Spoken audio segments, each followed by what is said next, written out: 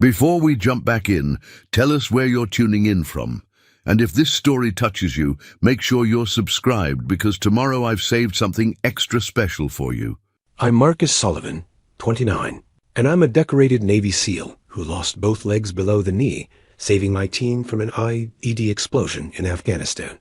Last week, at our annual family BBQ, my own father looked at my wheelchair and burst out laughing in front of 30 relatives. "Look at our war hero now," he sneered. "Can't even walk to get his own beer." What he didn't know was that I'd just received the Congressional Medal of Honor and a 7-figure disability settlement that would change everything. The same man who called me a burden on the family was about to discover that his crippled son owned the mortgage on his house dot, and in 3 minutes, when my commanding officer arrived to present my medal, Dad's laughter would turn to something very different. If you've ever been underestimated by family, hit that like button and subscribe for what happened next. The silence that followed her words hung in Murphy's saloon like smoke from a dozen cigarettes. Bo Callahan sat frozen in his chair, his whiskey glass halfway to his lips, staring down at the young woman kneeling on the sawdust floor. Her dress, once blue perhaps, had faded to the color of winter sky, patched and repatched until it barely held together. Her feet were bare, cut and dusty from walking on rough ground, and her dark hair hung in tangles around a face that couldn't have seen more than 20 summers. But it was her eyes that held him. Green as spring grass, they looked up at him with a mixture of terror and determination that reminded him of a cornered wildcat ready to fight or flee, but refusing to surrender. "Girl," he said finally, his voice rough from disuse, "you best get up off that floor." She didn't move. "Not until you give me an answer, sir." The saloon had gone quiet, except for the tick of Murphy's old clock and the whisper of cards being shuffled at a corner table. Every eye in the place was on them, and Bo could feel the weight of their stares like a physical thing. He'd come to Murphy's for the same reason he'd come every evening for the past 3 years, to drink alone and be left alone. The last thing he wanted was to be the center of attention. "You don't even know me," he said. "I know enough." Her voice trembled slightly, but she kept her chin up. "I know you're a decent man. I know you own the biggest ranch in 3 counties. And I know ... double quotes." She swallowed hard. "I know you lost your wife." The mention of Sarah hit him like a punch to the gut. His hand moved unconsciously to his chest, where her wedding ring hung on a chain beneath his shirt, hidden from the world, but always present against his heart. 3 years, 2 months, and 16 days since the fever took her. He'd counted. "Every one." "That's enough," he said sharply, starting to rise from his chair. "Please." The word came out as barely a whisper, but it stopped him cold. "I wouldn't ask if I had anywhere else to go." Something in her tone made him look at her again. Really look. Beneath the dirt and desperation, he could see the girl she might have been, should have been. Pretty, probably, with those eyes and the fine bones of her face. But there was something else there, too. Something that reminded him of the horses he'd seen broken by cruel hands. Their spirits bent, but not quite shattered. Murphy cleared his throat from behind the bar. "Maybe you folks want to take this conversation elsewhere?" The suggestion broke whatever spell had held the room captive. Conversations resumed in hushed tones, but Bo could feel the sideways glances, the whispered speculations. By morning, every soul in Coyote's Rest would know about the barefoot girl who'd proposed to the richest man in the territory. He made his decision without fully understanding why. "Come on," he said, tossing a coin on the table for his drink. "We'll talk outside." She rose gracefully despite her obvious exhaustion, and he noticed how she favored her left foot. A cut on her heel had been bleeding, leaving small dark spots on the saloon floor. The sight of it stirred something in his chest, not pity, exactly, but something deeper. A memory of Sarah, tending to injured animals with infinite patience and care. The late afternoon sun hit them like a slap as they stepped outside. The girl squinted and raised a hand to shade her eyes, and Bo got his first good look at her in proper light. She was younger than he'd thought, maybe 18 or 19, with sun-darkened skin that spoke of time spent outdoors. Her hands were work rough, fingernails broken and dirt-stained, but her posture was straight, despite her obvious fatigue. "What's your name?" he asked. "Willa May Harper, sir." "And why exactly do you think marrying me would solve whatever trouble you're in, Miss Harper?" She looked down at her hands, twisting them together nervously. "Because I heard you were a good man. Because ... She took a shaky breath. "Because good men protect what's theirs." The words hit him harder than they should have. He'd been called many things: successful, wealthy, stubborn as a mule, but it had been a long time since anyone had called him good. These days, he wasn't sure the word applied. "I'm not looking for a wife," he said, more gently than he'd intended. "I'm not looking for a husband," she replied, meeting his eyes again.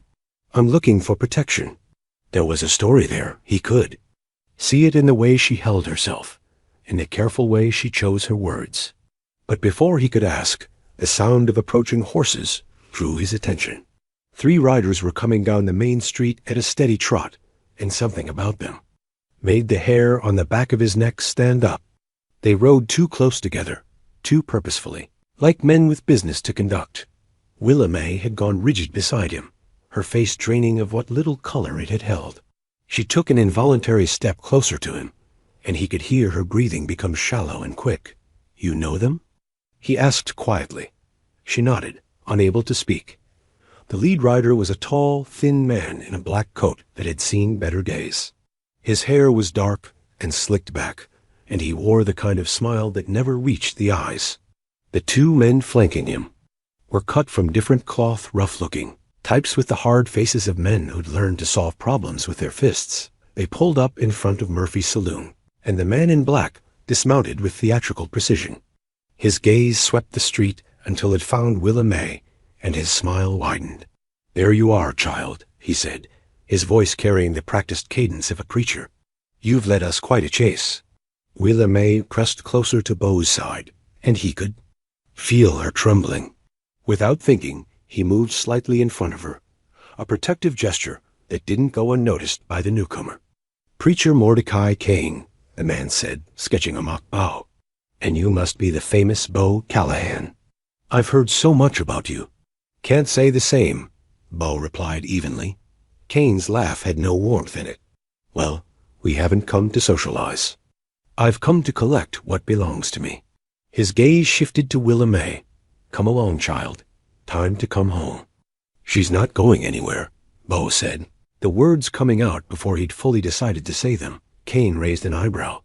"I beg your pardon? You heard me." The 2 men behind Kane shifted in their saddles, hands moving closer to their guns.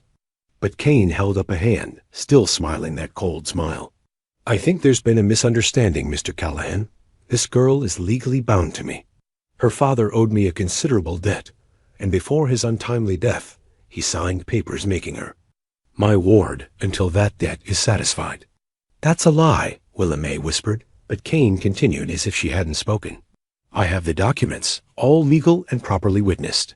She's to be my wife as soon as she comes of age properly, which, I believe, was just last week." Beau felt something cold settle in his stomach. He'd seen men like Kane before, smooth talkers who used law and scripture to justify cruelty. During the war, he'd known officers who'd hide behind regulations while sending good men to die for their own advancement. "Funny thing about debts," Beau said slowly. "They die with the debtor, unless there's collateral involved. And last I checked, a man can't put up his daughter as collateral." Kane's smile faltered slightly. "I assure you, everything is perfectly legal." "Then you won't mind showing those papers to Judge Morrison next time he's in town. There's no need to involve the law in what is, essentially, a family matter." "Family?" Beau's voice took on a dangerous edge. "You family to Miss Harper here?" "I am her legal guardian and betrothed." "Well, that's interesting," Beau said, feeling Willa May's small hand slip into his. Her fingers were ice cold. "Because, as of 5 minutes ago, she's my betrothed." The lie came so easily he almost believed it himself. But the way Willa May's grip tightened on his hand told him she understood the game he was playing. Kane's facade cracked for just a moment, revealing something ugly underneath. "You can't be serious. Asked her myself not 10 minutes ago. Had witnesses and everything. Bo nodded toward Murphy's saloon, where several faces were pressed against the windows. Funny how word travels fast in a small town. This is preposterous. She's already promised to me. Can't be promised to two men at once, Bo said reasonably. Wouldn't be Christian. Kane's face was beginning to flush with anger. I'll have the law on you. Theft of property. Interference with a legal contract. Property? Bo's voice went quiet, deadly. Did you just call this young lady property? The temperature on the street seemed to drop 10 degrees. Even Kane's. Men looked uncomfortable now, sensing they'd stumbled into something bigger than they'd bargained for. In a territory where a man's word was his bond and a woman's honor was sacred, calling a female property was fighting talk, Kane realized. His mistake immediately. I misspoke. What I meant. I know what you meant. Bo's hand moved to rest on the grip of his Colt. And I think you've said enough for one day. For a long moment, the street was silent, except for the sound of wind stirring dust and the distant lowing of cattle. Kane's eyes flicked from Bo to Willamette and back again, calculating odds. Whatever he saw in Bo's face convinced him that discretion was the better part of valor. This isn't over, he said finally, swinging back into his saddle. I have legal documents, and I intend to use them. You do that, Bo replied, and I'll be sure to mention to Sheriff Bradley how you described Miss Harper as your property. I'm sure he'll find that real interesting. Kane wheeled his horse around and spurred it into a gallop, his men following close behind. They disappeared in a cloud of dust, but their threat hung in the air like the smell of sulfur after lightning. Bo stood watching until they were out of sight, then turned to look down at Willamette. She was staring up at him with an expression he couldn't quite read, gratitude mixed with something that might have been hope. Why? She asked simply. He thought about it for a moment, trying to understand his own motivations. The smart thing would have been to let Kane take her and avoid the trouble that was surely coming. But something about the way she'd knelt there, on the saloon floor, asking for help with her chin up and her eyes bright with unshed tears, had reminded him of who he used to be. Before Sarah died, before he'd built walls around his heart and decided it was safer to feel nothing at all. Because, he said finally, a man's got to stand for something. Might as well be the right thing. She nodded solemnly, as if his answer made perfect sense. What happens now? Bo looked down the street, where Kane had disappeared, then back, at the young woman whose hand was still clasped in his. He was 42 years old, set in his ways, and had been perfectly content to live out his days alone with his memories and his cattle. The smart thing would be to give her some money, put her on the next stage out of town, and forget this whole encounter had ever happened. Instead, he heard himself saying, I suppose we better get you cleaned up and fed. My housekeeper's going to have words with me for bringing home strays. Would she get over it? A smile broke across Willamette's face like sunrise after a long night, transforming her features entirely. For just a moment, he could see past the dirt and desperation to the woman she might become with proper care and protection. Thank you, she whispered. Don't thank me yet, he said, starting toward where his horse was tied. You haven't met Mrs. Chun. The ride to the Callahan Ranch passed in relative silence, with Willamette perched sideways behind Bo on his big bay gelding, her arms wrapped carefully around his waist. She held herself stiffly, as if afraid that too much contact might make him change his mind about helping her. Every few minutes, Bo felt her turn to look back over her shoulder, watching for signs of pursuit. The ranch house came into view as they crested a low hill, and Bo heard Willamette's sharp intake of breath. He tried to see it through her eyes, the sprawling two-story structure with its wide wraparound porch, the neat outbuildings, the corrals filled with prime horseflesh. Cattle dotted the rolling pastures as far as the eye could see, their red, hides gleaming in the late afternoon sun. It's beautiful, she said softly. Sarah designed it, he replied, and immediately regretted mentioning his wife's name. But Willamette didn't seem offended. She had good taste. They dismounted at the front porch, and Bo was helping Willamette down when the front door opened with enough force to rattle the windows. Mrs. Chun emerged like a small tornado, her black hair pulled back in its customary severe bun, her dark eyes flashing with disapproval. "Mr. Bo," she said in her precisely accented English, "what is this?" Mei Lin Chun had been Sarah's idea, a Chinese woman whose husband had died building the railroad, leaving her with excellent domestic skills and nowhere to go. She'd been with the Callahans for 5 years now, and while she was undoubtedly the best housekeeper in 3 territories, she ruled the house with an iron fist and wasn't shy about expressing her opinions. "Mrs. Chun, this is Miss Willa May. Harper. She be staying with us for a while." Mrs. Chun's gaze swept over Willa May from head to toe, taking in the torn dress, the dirty feet, and the general air of desperation. Her expression didn't change, but Bo caught the slight softening around her eyes that meant she was seeing what he had seen, a young woman in genuine need. "She looks half-starved," Mrs. Chun announced. "And when did she last have a proper bath?" I don't remember," Willa May admitted, her cheeks flushing with embarrassment. Mrs. Chun's stern expression cracked slightly. "Well, we cannot have that. Come, child. Food first, then bath, then we find you something decent to wear." As Mrs. Chun ushered Willa May into the house, Bo caught sight of Jake Morrison approaching from the direction of the barn.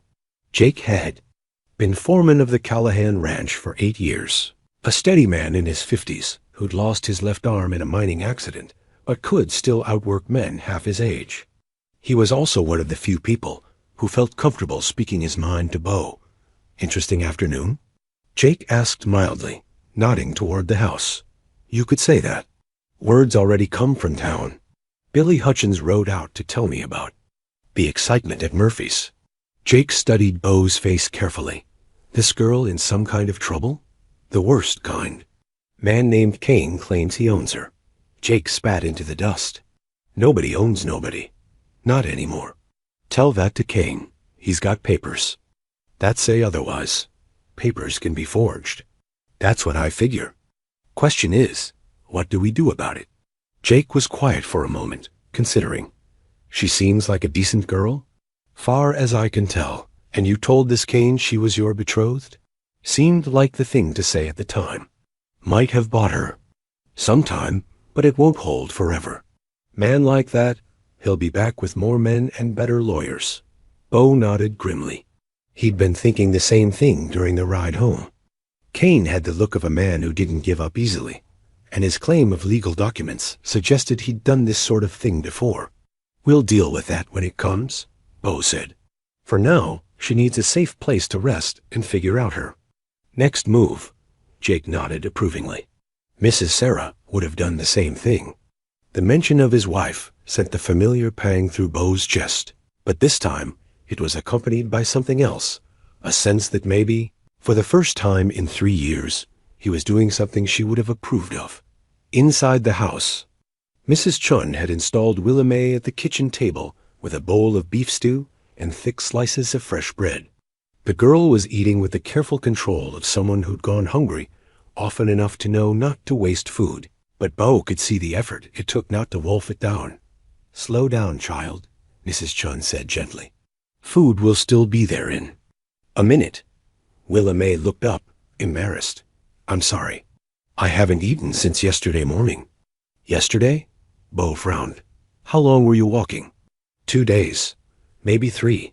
Hard to keep track." She took another careful spoonful of stew. "I had to circle around to avoid the main roads. Kane's men were watching them." "Where did you come from?" Willa May hesitated, glancing between Bao and Mrs. Chun. "Kane's got a compound about 30 miles south of here. Calls it New Eden.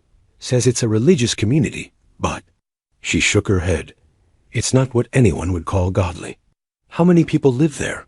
"Maybe 40, 50 families. Most of them don't want to be there, but Kane's got them trapped, same as he had me. That's mostly, though some of the women are there because their menfolk died owing him money." Bo felt his jaw tighten. "And the law allows this?" "Kane's careful. Keeps everything looking legal on paper. And he's got friends in high places, judges, federal marshals. Money talks loud in territorial courts. What about your family? Any other relatives who might help?" Willa May's face grew sad. Just me now. Papa died 6 months ago. Consumption. He'd been sick for 2 years. Couldn't work much. Kane said he was being Christian by extending credit, letting us buy food and medicine on account. She laughed bitterly. Turned out his Christian charity. Kane with 20% interest, compounded monthly. Mrs. Chun made a disgusted sound. Interest like that should be illegal. Should be, but isn't. By the time Papa died, we owed Kane near $300. Papa was ... He wasn't thinking clear toward the end. Fever made him confused. Kane had him sign papers saying I'd work off the debt as Kane's ward. Then, day after the funeral, Kane announced I was to be his third wife. Third? Beau's voice was sharp. His first wife died in childbirth. Second one. Nobody talks about what happened to her, but she's buried next to the first one in Kane's private cemetery. The implications hung heavy in the air. Mrs. Chun reached over and patted Willa May's hand gently. You are safe now, she said firmly. Mr. Beau is good man. He will not let this Kane person hurt you. Willa May looked at Beau with those green eyes that seemed to see right through him. I don't want to bring trouble on you, Mr. Callahan. If you could just let me stay tonight, maybe give me a little food for the road. I'll move on come morning. And go where? Beau asked. She didn't have an answer for that, and they all knew. A young woman alone on the frontier, with no money and no family, had precious few options, and most of them led to situations worse than the one she'd escaped. You're not going anywhere tonight, Beau said decisively. Maybe not tomorrow either. We need time to figure this out properly. Relief flooded her face, quickly followed by worry. But what if Kane comes here? What if he brings the marshal and those papers? Then we'll deal with it. But right now, you need rest. Mrs. Chun, can you get her set up in the blue room? Already planning on it. Mrs. Chun stood and began clearing Willa May's empty bowl. Come, child. Bath first, then clean clothes, then sleep. Everything else can. Wait until morning. As they headed toward the stairs, Willa May turned back. Mr. Callahan, why are you helping me? You don't even know me. Beau considered the question seriously. The honest answer was complicated partly because Kane's treatment of women offended every principle he'd been raised with, partly because something in her eyes reminded him of wounded animals Sarah used to nurse back to health, and partly because standing up to Kane had made him feel more like himself than he had in 3 years. Because it's the right thing to do, he said finally. She nodded as if that made perfect sense, then followed Mrs. Chun upstairs. Beau heard the sound of water being drawn for a bath, then Mrs. Chun's voice offering comfort in the mixture of English and Chinese she used when she was feeling particularly maternal. Alone in the kitchen, Beau walked to the window and looked out over his land. Somewhere out there, Kane was probably planning his next move. A man who collected women like property and used false documents to steal from families wouldn't give up easily. Sooner or later, there would be a reckoning. But for tonight, Willa. May Harper was safe under his roof, and that would have to be enough. He was still standing at the window when he heard a soft sound from upstairs, not crying. Exactly, but the kind of broken sobs that came from someone who'd been holding back. Tears for too long. Through the thin walls, he could hear Mrs. Chun's gentle voice offering comfort in the universal language that transcended words. Beau reached up and touched the chain around his neck, feeling the familiar weight of Sarah's ring against his chest. For 3 years, that ring had been his anchor to the past, a reminder of what he'd lost and could never have again. But tonight, for the first time, it felt less like a chain and more like a blessing, a reminder of what it meant to love someone. Enough to protect them, to stand between them and the world's cruelties. Tomorrow would bring new challenges. Kane would be back, probably with reinforcements and legal documents that might or might not be genuine. But tonight, a young woman who'd been running for 3 days was finally safe, clean, and fed. It was a start. Beau woke before dawn, as was his habit, but instead of the familiar weight of solitude that usually greeted his mornings, he found himself listening for sounds from the blue room down the hall. The house was quiet, except for Mrs. Chun moving about in the kitchen below, preparing breakfast with their usual efficiency. He dressed quickly and made his way downstairs, where he found Mrs. Chun already setting 3 places at the table. She gave him a look that managed to be both approving and warning at the same time. "The girl slept badly," she reported quietly. "Much crying in the night and talking in her sleep. Bad dreams." "About Cain?" "About many things, I think. She is carrying heavy burdens for one so young." Bo nodded, accepting the cup of coffee she handed him. Through the kitchen window, he could see Jake already moving among the cattle in the near pasture, checking on a cow that had been showing signs of difficulty with her pregnancy. The normal rhythm of ranch life continued, but everything felt different somehow. "What are you thinking, Mr. Bo?" Mrs. Chun asked, settling into her chair with her own cup of tea. It was a question she'd never asked during his 3 years of mourning, when his thoughts had been dark and turned inward. The fact that she asked it now suggested she'd noticed the change in him, small as it was. "I'm thinking," he said slowly, "that I may have bitten off more than I can chew, perhaps. But perhaps it is time you had something worth chewing on." Before he could respond to that bit of wisdom, they heard footsteps on the stairs. Willa May appeared in the kitchen doorway, transformed by Mrs. Chun's ministrations. Her hair, clean and properly brushed, fell in dark waves to her shoulders. She wore one of Sarah's old dresses, a simple brown calico that Mrs. Chun had altered to fit her smaller frame. The improvement was remarkable, but it was the way she carried herself that struck Bo most.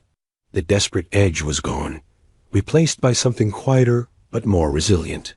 "Good morning," she said softly, hovering uncertainly in the doorway. "Come sit," Mrs. Chun commanded, already reaching for the coffee pot. "You need proper breakfast. Yesterday's stew was a good start, but you have much catching up to do." Willa May took the chair across from Bo, her movements careful and precise. "I want to thank you both, for the clothes, for the room, for—" she gestured helplessly, "for treating me like a person instead of a problem." "You are a person," Mrs. Chun said firmly, setting a plate of eggs and bacon before her. "Anyone who treats you otherwise is fool." As Willa May ate, Bo found himself studying her more carefully than he had the night before. In better light and proper clothes, he could see that she was indeed pretty, but it was an understated prettiness, the kind that grew on a man rather than hitting him like a slap. Her hands, though work-roughened, moved with natural grace, and there was an intelligence in her eyes that suggested she'd been educated beyond what her circumstances might indicate. "Can you read?" he asked. "Yes, sir. Papa taught me before he got sick. He said knowledge was the one thing nobody could take away from you." Her smile was sad. Turned out he was wrong about that, too. "What do you mean?" "Cain doesn't believe women should read. Says it gives them ideas above their station. First thing he did when I became his ward was take away my books." Bo felt his jaw tighten. "What books?" "Papa's medical texts, mostly. He was a doctor before we came west. Had to give it up when his lungs got bad, but he kept his books. Taught me about anatomy, about medicines. I was helping him with patients toward the end." Mrs. Chun looked up from her own breakfast with interest. "You know medicine?" "Some. Not enough to help Papa, but I can set a broken bone, stitch a cut, deliver a baby if needed." "That's more than most folks around here know," Bo said. "Doc Henderson's getting on in years, and the nearest other doctor is 2 days' ride. Cain said it was unwomanly knowledge. Said my place was to tend house and bear children, not to think I could heal people." The casual way she said it made Bo's anger burn hotter. He'd known men like Cain during the war officers who crushed initiative in their subordinates because they feared being shown up. The idea of deliberately limiting someone's potential, especially someone with Willa May's obvious intelligence, struck him as a particular kind of evil. "Well," he said carefully, "Cain's not here to have opinions about what you should or shouldn't know." She looked up at him with something that might have been hope. "You don't think it's unwomanly?" "I think it's useful. And I think your father was right. Knowledge is something nobody can take away from you." The conversation was interrupted by the sound of approaching hoofbeats. All 3 of them tensed, but Bo relaxed when he recognized Jake's voice calling out to someone. A moment later, the foreman appeared in the kitchen doorway with Sheriff Tom Bradley beside him. Bradley was a man in his late 50s, weathered and steady, who'd worn a badge in one form or another for most of his adult life. He'd been a friend of sorts to Beau and Sarah, and one of the few people who'd continued to visit during Beau's years of self-imposed isolation. "Morning, Beau," Bradley said, touching the brim of his hat. "Mrs. Chun, miss." He nodded politely. To Willa May, who had gone very still in her chair. "Tom? Coffee?" "Wouldn't say no." Bradley settled into the fourth chair at the table, accepting the cup Mrs. Chun offered him. "Heard you had some excitement in town yesterday. News travels fast. Always does. Murphy's been telling anyone who'll listen about the girl who proposed to you in his saloon. Course, he's been embellishing the story each time he tells it. Latest version has her arriving on a white horse in a wedding dress." Despite her nervousness, Willa May smiled slightly at that. Bradley noticed and smiled back. "I'm guessing the truth is somewhat different. Mind telling me what really happened?" Beau glanced at Willa May, who nodded almost imperceptibly. In careful, measured terms, he related the events of the previous afternoon, leaving out some of the more inflammatory details, but including Kane's claim to legal ownership of Willa May. Bradley listened without interruption, his expression growing increasingly grim. When Beau finished, the sheriff was quiet for a long moment, staring into his coffee cup. "Mordecai Kane," he said finally. "Yeah, I know about him. Been getting reports about his operation for months now, but every time I try to investigate, he produces papers that look legal enough to satisfy a judge." "But they're not legal?" Willa May asked. "Hard to say. Territory law is complicated when it comes to debts and contracts. And Kane's careful, always stays just this side of what can be prosecuted." Bradley looked at her directly. "But I will say this: no legitimate preacher I know tries to collect debts by marrying the debtor's daughter. So what can you do?" Beau asked. "Officially?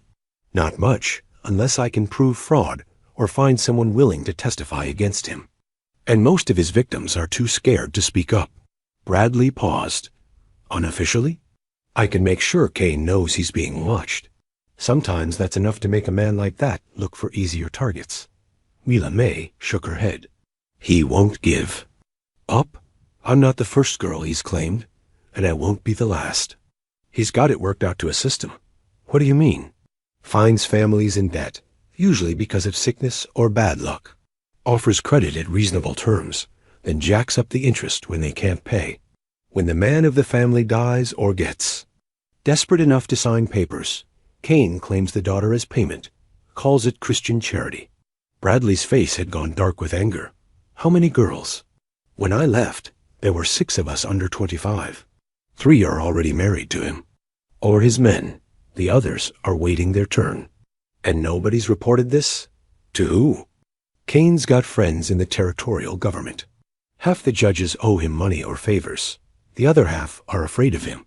Bradley was quiet for a long moment, clearly struggling with the limitations of his authority. Finally, he looked at Beau. "I can't stop Kane from coming here with papers demanding the girl's return. If his documents look legitimate, I'll have to enforce them. And if they don't look legitimate, then that's a different story. But I'd need proof they're forged, and Kane's good at making his paperwork look official." Willa May reached into the pocket of her borrowed dress and pulled out a small, worn object. It was a Bible, its leather cover cracked with age and use. "This was Papa's," she said quietly. "Kane tried to take it, but I hid it when I ran."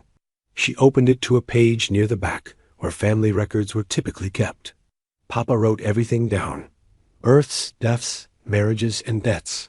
She showed them a page covered in her father's careful handwriting. Among the entries was a detailed record of money borrowed from Kane, with dates, amounts, and interest rates clearly noted. "According to Papa's records, we paid Kane back everything we owed him plus interest 2 months before Papa died. Kane claimed the payments were just interest, but Papa wrote down every penny." Bradley leaned forward, studying the entries. "This could be helpful, but it's not enough by itself. Kane could claim your father was confused, made mistakes. There's more." Willa May turned to another page. "The paper Kane made Papa sign, giving him guardianship over me. Papa wrote down exactly what it said. But Kane's been showing people a different version, one that says Papa owed much more money. She pointed to a carefully copied paragraph in her father's handwriting. It was a simple agreement for Kane to provide food and shelter for Willa May until she could find work in exchange for her father's remaining medical supplies. Nothing about marriage, nothing about permanent guardianship. Your father made a copy of what he signed? Bradley asked. Papa was suspicious of Kane toward the end. Fever made him confused sometimes, but when he was clear, he was very careful about legal matters. Said a doctor had to be, in case he was ever sued.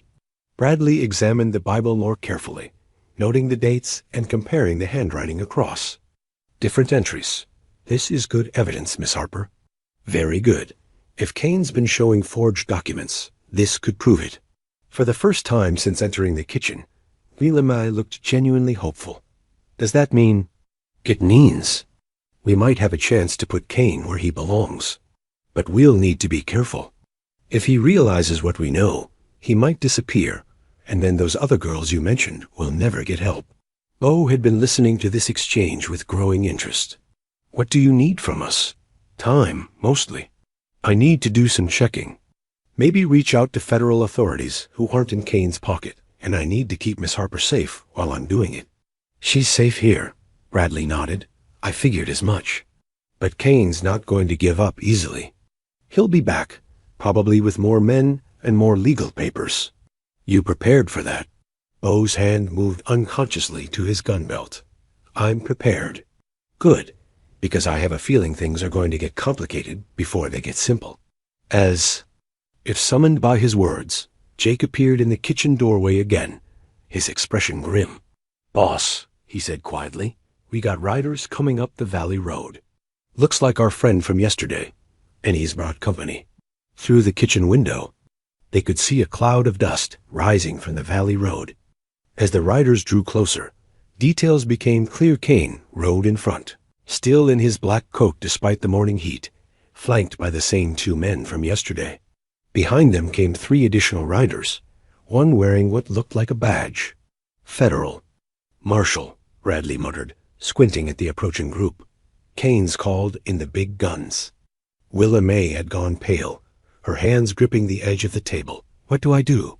You stay calm, Bo said firmly. And you stay close to me. Mrs. Chun had already begun clearing the breakfast dishes with sharp, efficient movements that spoke of barely controlled anger. These men come into my kitchen with muddy boots. They will answer to me, she announced. Despite the tension, Bo almost smiled. He'd seen Mrs. Chun face down everything from drunken cowboys to traveling salesmen, with nothing but a wooden spoon and an imperious glare. Kane might find her more formidable than he expected. The riders pulled up in front of the house, and Kane dismounted with the same theatrical flourish he'd used the day before. The man with the badge was older, gray-haired, with a soft look, of someone who'd spent more time behind a desk than in the saddle. The other newcomers were cut from rougher cloth-hired guns, by the look of them. Sheriff Bradley, Kane called out, apparently having spotted the lawman's horse at the hitching post. How convenient to find you here. Bradley stood slowly, his hand resting casually on his gun belt.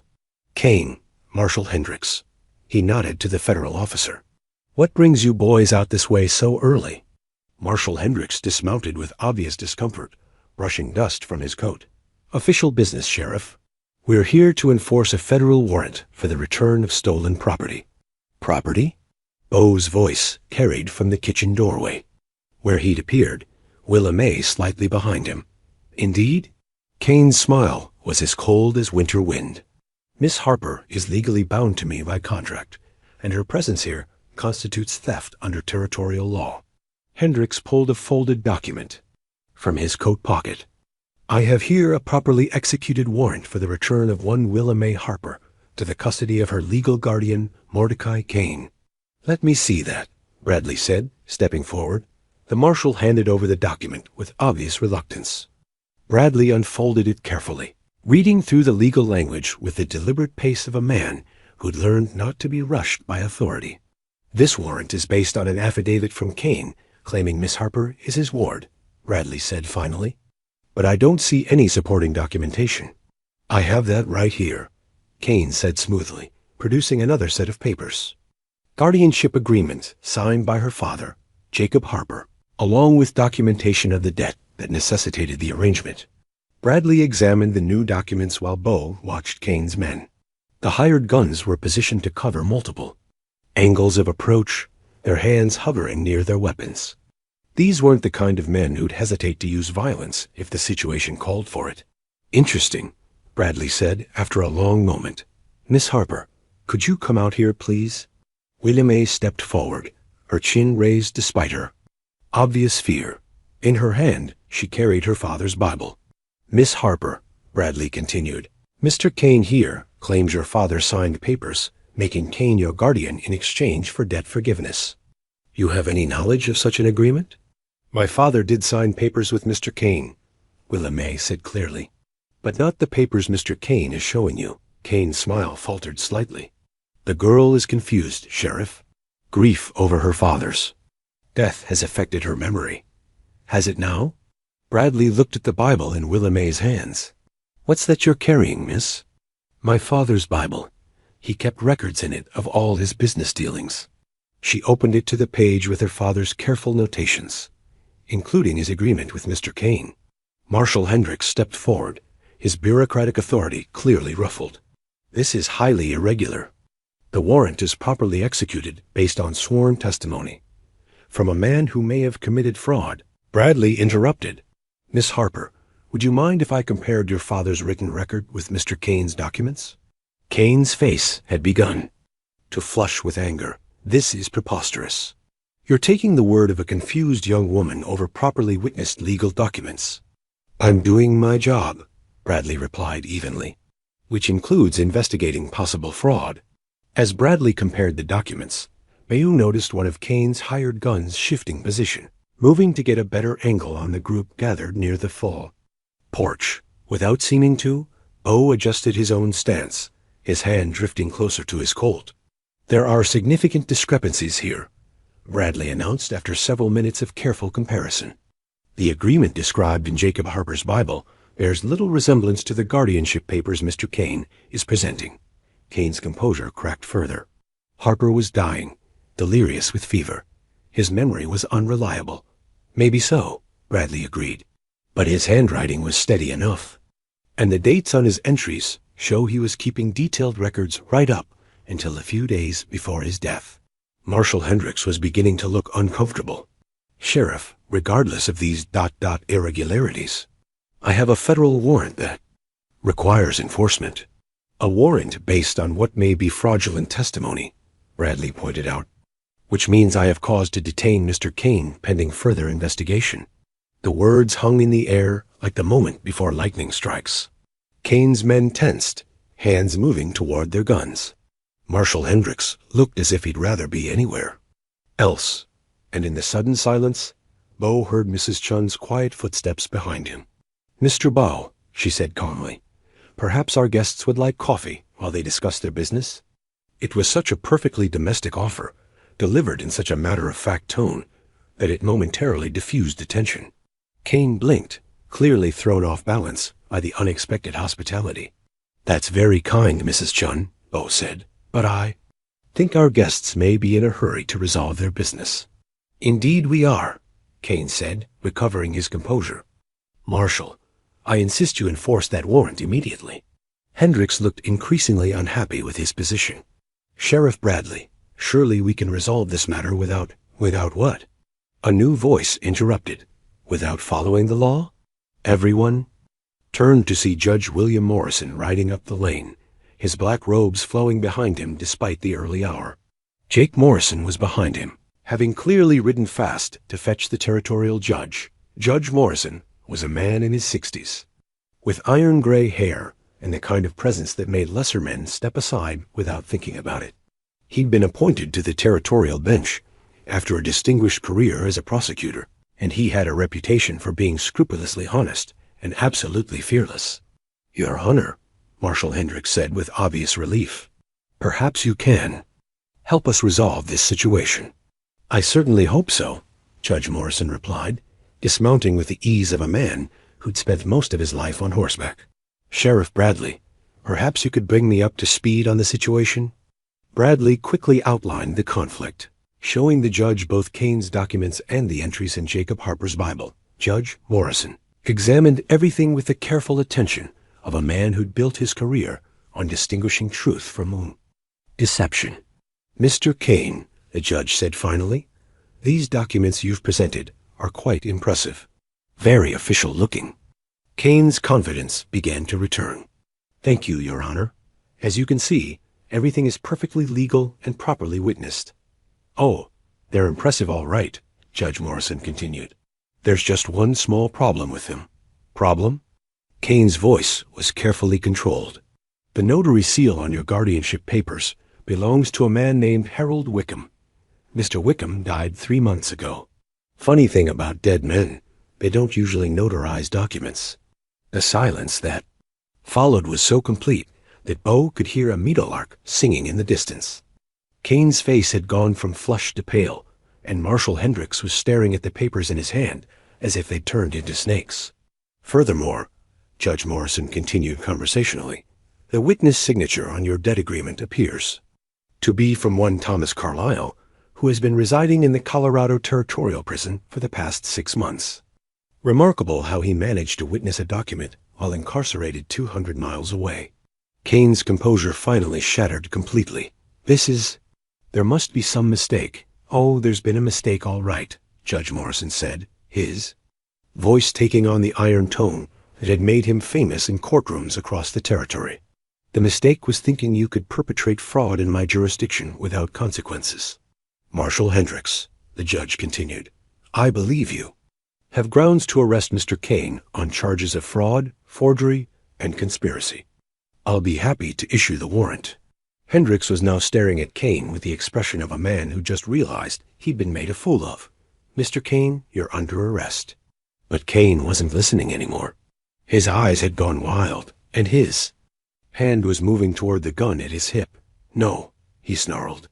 "I won't be taken by some frontier court. The girl belongs to me, and I'll have her." Everything happened at once. Kane's gun cleared leather, just as Bo stepped in front of Willa May. Bradley and Judge Morrison dove for cover while Marshal Hendricks fumbled for his own weapon. Kane's hired guns drew their pistols, but Jake Morrison had anticipated the move and was already firing from behind the water trough. The gunfight was brief, but intense. Kane got off one shot that splintered the porch railing inches from Bo's head before Bo's return shot took him center mass. The hired guns found themselves caught in crossfire between Jake, Bradley, and 2 of Bo's ranch hands who'd appeared from the barn. When the smoke cleared, Kane lay crumpled in the dust, his black coat spread around him like broken wings. 2 of his men were down, 1 dead and 1 wounded. The third had thrown down his gun and was raising his hands in surrender. Marshal Hendricks emerged from behind his horse, looking shaken but unharmed. "Jesus Christ," he muttered. "I'm sorry, folks. I had no idea Kane was running a con." "That's what they count on," Judge Morrison said, brushing dust from his robes. "Good, honest lawmen following proper procedures while the criminals hide behind false documents." Bo turned to check on Willa May, who was pale but standing steady. "You? All right?"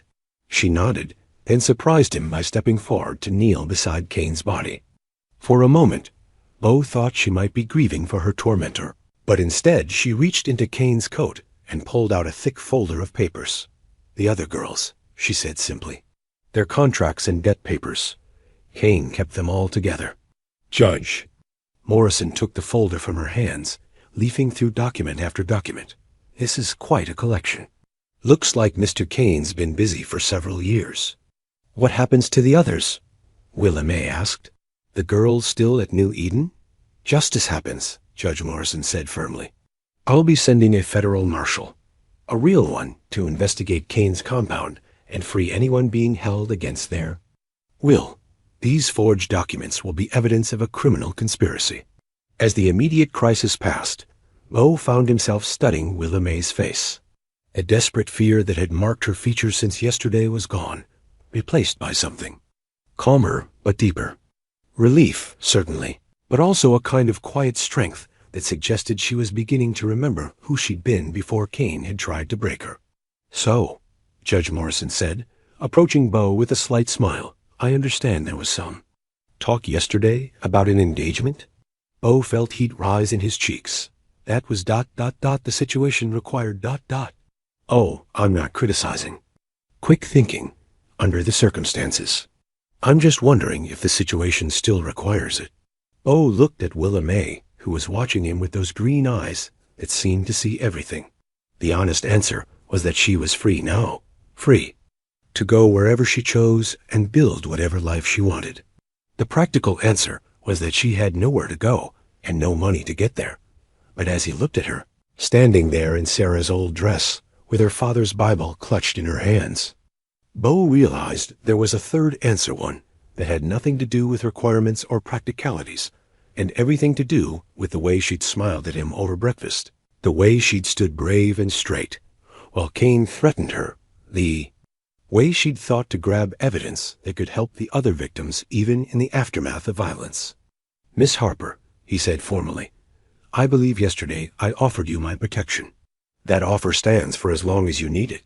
And if I don't need protection anymore?" She asked quietly. Bo took a breath, feeling as if he were stepping off a cliff into unknown territory. "Then I suppose I'd have to find other reasons to ask you to stay."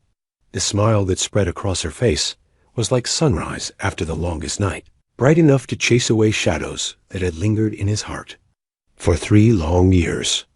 "I think," she said, "I'd like to hear about those other reasons." Judge Morrison chuckled. "Well, I do believe that's the most romantic thing I've heard in a courtroom. Or in this case, a front yard." "It's not a proposal," Bo said quickly, though he was smiling now too. "Not yet," Judge Morrison agreed, "but I suspect it will be. And when it is, I'll be honored to perform the ceremony." As the sun climbed higher over the Callahan Ranch, bringing the promise of a new day, Bo found himself looking toward the future for the first time in years. There would be challenges ahead, helping Willa May heal from her ordeal, learning to love again after loss, building something new while honoring what had come before. But for now, it was enough to stand in the morning light with a brave young woman who'd reminded him that some things were worth fighting for, and that even broken hearts could learn to beat again. 2 weeks passed in what Mrs. Chun declared was blessed peace. Cain's body had been buried in the town cemetery with minimal ceremony. His surviving men had been transported to the territorial prison to await trial, and Marshal Hendricks had returned to his office with a written apology to Judge Morrison and a promise to be more careful about the warrants he enforced. The compound called New Eden had been raided by federal authorities, resulting in the liberation of 17 women and children who'd been held in various forms of debt servitude. Most had family to return to. Those who didn't were being helped by territorial social services to find honest work and new homes. For Bo, the days had taken on a rhythm he hadn't experienced since Sarah's death. Not the old routine exactly, but something new and unexpected. Willa May had settled into ranch life with surprising ease, her natural intelligence and willingness to work making her a valued addition to the household. She'd proven herself useful in ways Bo hadn't anticipated. When one of his prize mares had gone into difficult labor, Willa May had assisted with a skill that impressed even the veterinarian from town.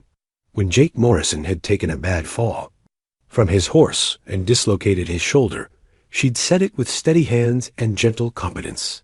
Girls got healing in her fingers, Doc Henderson had declared after examining Jake. Haven't seen natural talent like that in years.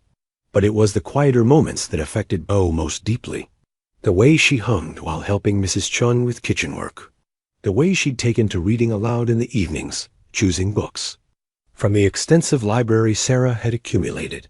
The way she'd laugh at Jake's stories about the early days of the ranch, encouraging the foreman to share memories that Bo had almost forgotten.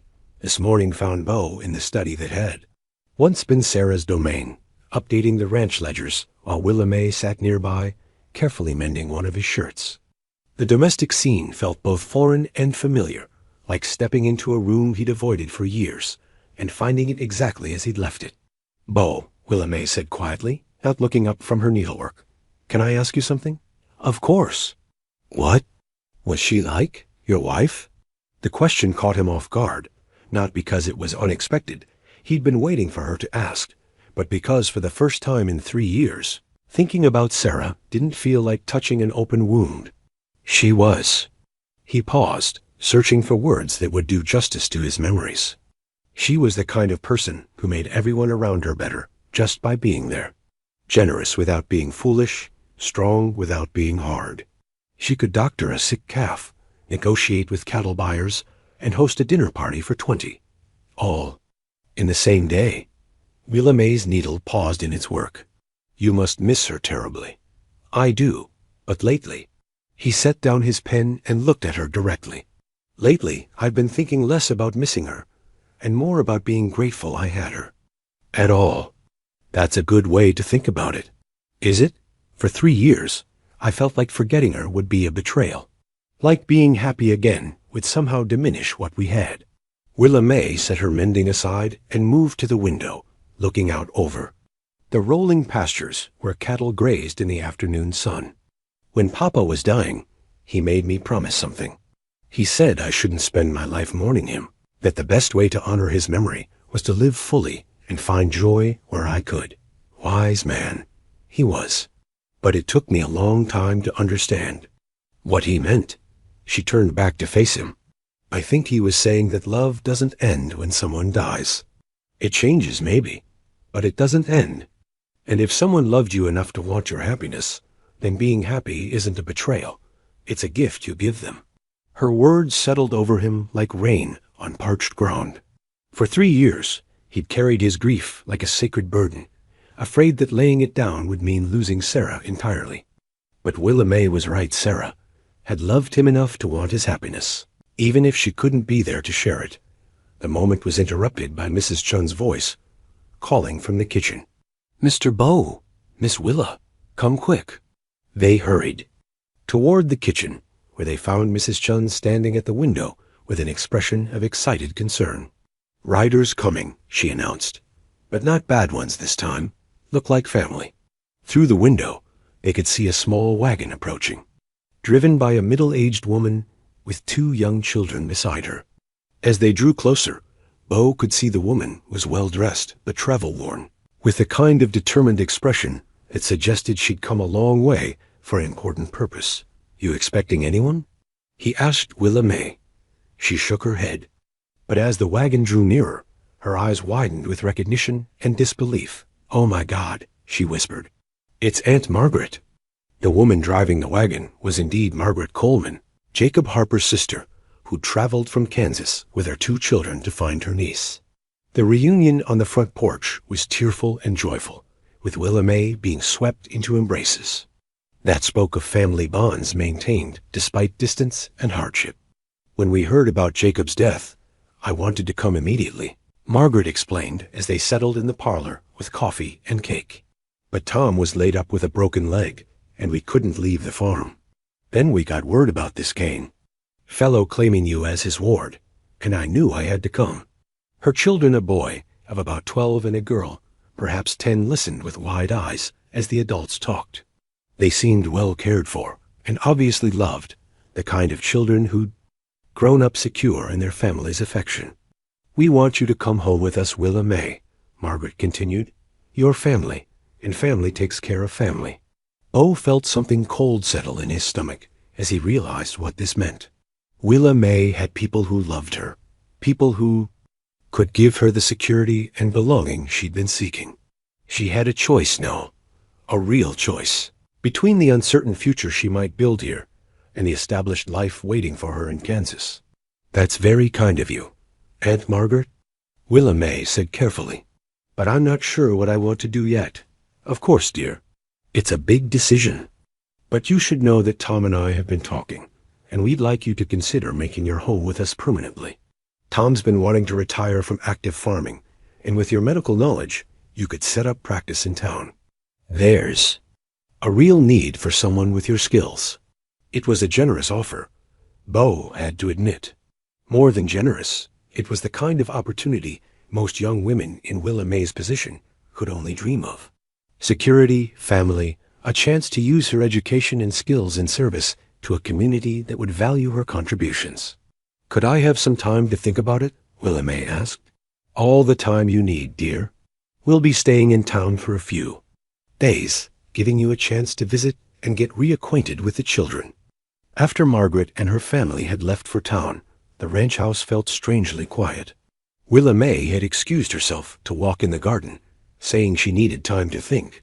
Bo found himself pacing the parlor like a caged animal, wrestling with emotions he wasn't sure he had the right to feel. Mrs. Chun appeared in the doorway, with her hands on her hips and the expression she wore when she was about to deliver unsolicited advice. "You are being stupid," she announced without preamble. "I beg your pardon? Stupid?" "Like man who owns beautiful horse, but never rides her, because he is afraid she might run away." "That's not the same thing at all." "Is exactly the same thing. You care for her. She cares for you. Only question is whether you are brave enough to tell her." "It's not that simple, Mrs. Chun. She has family now, people who can give her things I can't. A real future, not just ... this. What is this? You have beautiful home, successful ranch, good life. What more does woman need? Love?" Bo said quietly. "She deserves to be loved, not just protected." Mrs. Chun's expression softened slightly. "And you think you cannot love her?" The question hung in the air between them. Bo realized that somewhere in the past 2 weeks, without his permission or full awareness, love had indeed crept in. Not the same love he'd felt for Sarah. That had been built over years of shared experience and gradually deepening intimacy. This was different, newer, born of admiration for Willa May's courage and intelligence, nurtured by her kindness and gentle humor. "I think," he said slowly, "I already do love her. But that doesn't mean I have the right to ask her to give up a secure future with family for an uncertain one with a grieving widower." "Did it occur to you," Mrs. Chun asked with exaggerated patience, "to let her make that choice for herself?" Before Bo could answer, they heard the sound of a horse approaching at speed. Through the window, they could see Jake Morrison riding hard from the direction of town, his face grim with urgency. "Boss," Jake called as he pulled up at the porch, "we got trouble in town." "Big trouble." Bo stepped outside, his hand automatically checking his gun. "What kind of trouble?" "Cain's brother showed up about an hour ago. Ezekiel Cain calls himself a circuit preacher like Mordecai did. He's got papers claiming Mordecai's debts and contracts passed to him when Mordecai died." "That's impossible." Judge Morrison declared those contracts fraudulent.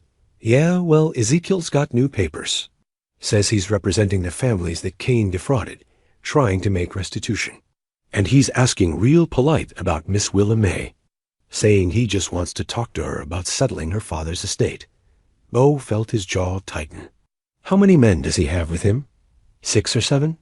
All dressed like respectable businessmen, but they got the look of hired guns trying to pass for clerks." Through the parlor window, Bo could see Willa May still walking in the garden, unaware of this new threat. The peaceful afternoon had taken on an ominous quality, shadows growing longer, and the wind picking up with the promise of weather. "He say what he wants, exactly?" "Claims there are irregularities in how Mordecai's estate was settled. Says Miss Willa May might be entitled to compensation, but they need to review her father's original debt papers first." "And if she's not in town?" Jake's expression grew darker. "Then he'll be happy to ride out here and discuss the matter with her directly. Real accommodating fellow, from what I hear." Bo cursed under his breath. Just when Willa May had found safety and was beginning to heal, another threat had emerged. Different in style from Mordecai Cain's crude aggression, but potentially just as dangerous. "What do you want to do, boss?"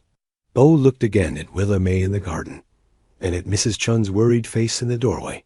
He thought about Margaret, Coleman's generous offer, about the secure life waiting for Willa May in Kansas, about the promise he'd made to protect her.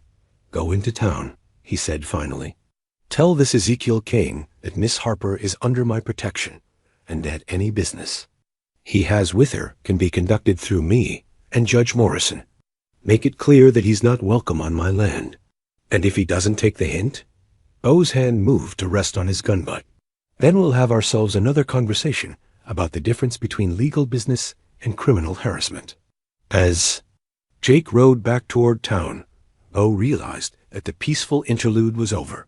Whatever was building between him and Willamay would have to wait. Right now, she needed protection again, and that was something he knew how to provide. But as he watched her in the garden, her face turned toward the setting sun. He found himself hoping that when this new threat was resolved, she'd still be there to hear what he'd been too afraid to say. The evening meal passed in tense quiet, with Willamay asking pointed questions about Jake's hurried return from town, and Bo providing carefully edited answers. He'd decided not to tell her about Ezekiel Kane's arrival until he knew more about the man's intentions. There was no point in frightening her with threats that might prove to be nothing more than opportunistic bluster. But Mrs. Chun had no such reservations about speaking her mind. "More trouble's coming," she announced as she cleared the dinner plates. "Can see it in Mr. Bo's face. Same look he had when first Kane showed up." Willamay set down her coffee cup with deliberate care. "What kind of troubles?" Bo shot Mrs. Chun a warning look, but she ignored him with the impunity of someone who'd been managing household crises since before he was born. "Bad man's brother came to town, asking questions about you." "Mrs. Chun," Bo began. "No," Willamay interrupted, her voice steady but firm. "I have a right to know if someone's threatening me. I won't be protected by ignorance." She was right, of course. Keeping her in the dark wouldn't make her safer, and she'd proven herself capable of facing hard truths with remarkable composure. "Jake brought word that Mordecai Kane's brother has arrived in town," Bo said. "He claims to be settling estate matters, but his approach suggests he might be planning to continue his brother's business." Willamay's face went pale, but her voice remained steady. "How many men does he have? 6 or 7? And before you ask, yes, they're armed, and no, I don't trust their claim to be conducting legitimate business." She nodded slowly, processing the information. "What does he want, exactly?" "To talk to you about your father's debt. Claims there might be compensation owed to you from his brother's estate."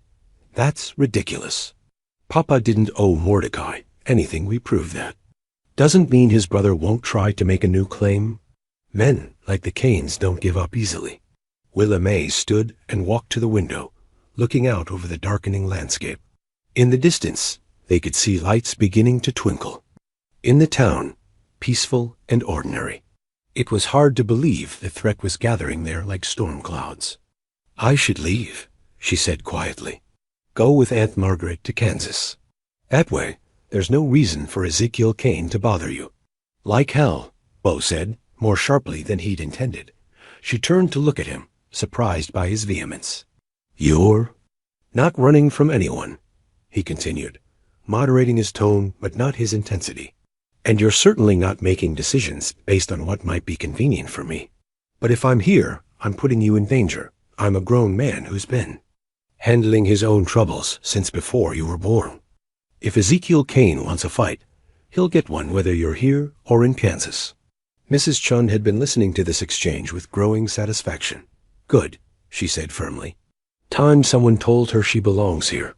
Mrs. Chun, both Bo and Willamay began simultaneously. "No more foolishness from either of you. Miss Willa, you want to leave? Fine, but leave because you want better life somewhere else, not because you are afraid of bad men. Mr. Bo protect you from bad men. Question is whether you want him to protect you forever or just until you go away." The blunt question hung in the air between them. Bo found himself holding his breath, waiting for Willamay's answer to a question he'd been afraid to ask himself. "I don't know," Willamay said honestly. "A month ago, I was trapped in a nightmare. Now I have choices I never dreamed of. A chance for a real family with Aunt Margaret, or—" She looked directly at Bo. "Something else entirely." "What kind of something else?" Bo asked, his voice carefully neutral. Before she could answer, they heard the sound of multiple horses approaching at a steady trot. Through the window, they could see lanterns bobbing in the darkness, growing larger as the riders approached the house. "Expecting anyone?" Bo asked, though he already knew the answer. Jake Morrison's voice called from the yard. "Boss, got visitors." Bo checked his gun and moved toward the door, motioning for Willamay to stay back. Through the window, he could see perhaps 8 men on horseback, their leader a tall figure who bore an unmistakable resemblance to Mordecai Kane. Ezekiel. Kane was cut from the same cloth as his brother, but refined the pattern. Where Mordecai had been crude and obviously threatening, Ezekiel projected an air of educated respectability. His clothes were better quality, his posture more assured, his smile more practiced. But the eyes were the same cold and calculating, with a kind of predatory intelligence that saw other people as objects to be manipulated. "Mr. Callahan," Ezekiel called out as Bo stepped onto the porch. "I apologize for the late hour, but I was hoping we might have a word." "Office hours are 9 to 5 in town," Bo replied evenly. "You want to talk? Make an appointment with Judge Morrison." Ezekiel's laugh was warm and cultured, nothing like his brother's harsh bark. "I appreciate a man who doesn't waste time on pleasantries. But this is a matter that concerns Miss Harper's welfare, and I thought she might want to hear what I have to say." "Miss Harper's welfare is my concern. You got business with her. You conduct it through me." "Actually, Mr. Callahan, I'm not sure. You have legal standing to speak for Miss Harper. My understanding is that your engagement was something of a ruse designed to protect her from my late brother's fraudulent claims." The words were spoken politely, but they carried clear implications. Ezekiel had done his homework, gathering information about the circumstances of Willamay's arrival at the ranch. "My relationship with Miss Harper is my business," Bo said. "Of course, but surely you want what's best for her? And what's best might be to hear about the compensation she's entitled to from my brother's estate." Despite his every instinct telling him it was a mistake, Bo found himself curious. What kind of compensation? Substantial. You see, my brother was a deeply flawed man who caused considerable harm through his fraudulent business practices. As his heir, I feel morally obligated to make restitution to his victims. Ezekiel reached into his coat and produced a thick envelope. "I have here a bank draft for $5,000, made out to Miss Willamay Harper. Consider it partial. Compensation for the suffering my brother caused her family. $5,000 was more money than most people saw in a lifetime.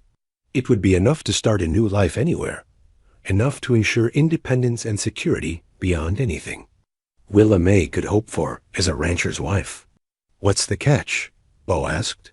"No catch. Simply restitution for past wrongs," although double quotes Ezekiel paused delicately. "The bank that issued the draft requires proper identification to prevent fraud. Miss Harper would need to come to town to verify her identity and sign the necessary papers." There it was, the trap disguised as generosity. Get Willamay away from the protection of the ranch and into town where Ezekiel's men could control the situation. "She can verify her identity, right?" "Here," Bo said. "Judge Morrison can witness whatever papers need signing. I'm afraid the bank's requirements are quite specific. Something about territorial regulations regarding large financial transactions." It was smoothly done, Bo had to admit. Much more sophisticated than Mordecai's crude threats. But the end goal was the same: separate Willamay from her protection and get her under Ezekiel's control. "Then I guess Miss Harper will have to do without your compensation," Bo said. For just a moment, Ezekiel's mask slipped, revealing something cold and angry underneath. But he recovered quickly, his smile returning as if it had never wavered. "That seems short-sighted, Mr. Callahan. $5,000 would give Miss Harper true independence. The freedom to make choices based on what she wants rather than what circumstances dictate." The words hit closer to home than Bo cared to admit. Wasn't that exactly what he'd been thinking earlier, that Willamay deserved the freedom to choose her own future? "The offer will remain open," Ezekiel continued. "When Miss Harper is ready to claim what's rightfully hers, she knows where to find me." He tipped his hat politely and turned his horse around, his men following in disciplined formation. They disappeared into the darkness as quietly as they'd come, leaving only the sound of wind stirring the cottonwood trees. Bo stood on the porch for a long moment, processing what had just happened. Ezekiel Kane was everything his brother hadn't been: patient, sophisticated, willing to play a long game. But he was also more dangerous because of it. That was different from before, Willa May said quietly from the doorway. Different how? Mordecai wanted to break me, make me submit through fear and violence. Ezekiel wants to seduce me into cooperating willingly. And which one worries you more? She considered the question seriously. Ezekiel, because part of what he's offering is real. I could take that money and start over somewhere new, be truly independent for the first time in my life. Bo felt his heart sink. Is that what you want? I don't know, she said honestly. A month ago, independence would have seemed like an impossible dream. Now that it's being offered, I'm not sure it's what I really want anymore. What do you want? The question hung between them, loaded with implications neither of them was quite ready to voice. Willa May looked at him for a long moment, her green eyes searching his face as if looking for something she wasn't sure she'd find. I want, she said slowly, to stop making decisions based on fear. Fear of Cain, fear of being alone, fear of being a burden. I want to make a choice because it's what my heart tells me is right. And what does your heart tell you? Before she could answer, Mrs. Chun appeared in the doorway with her practical attitude intact despite the late hour. Hearts are fine, she announced, but stomachs still need feeding. Miss Willa, you should eat more soup. And Mr. Bo, you should stop asking questions you already know answers to. Despite the tension of the evening, O found himself smiling.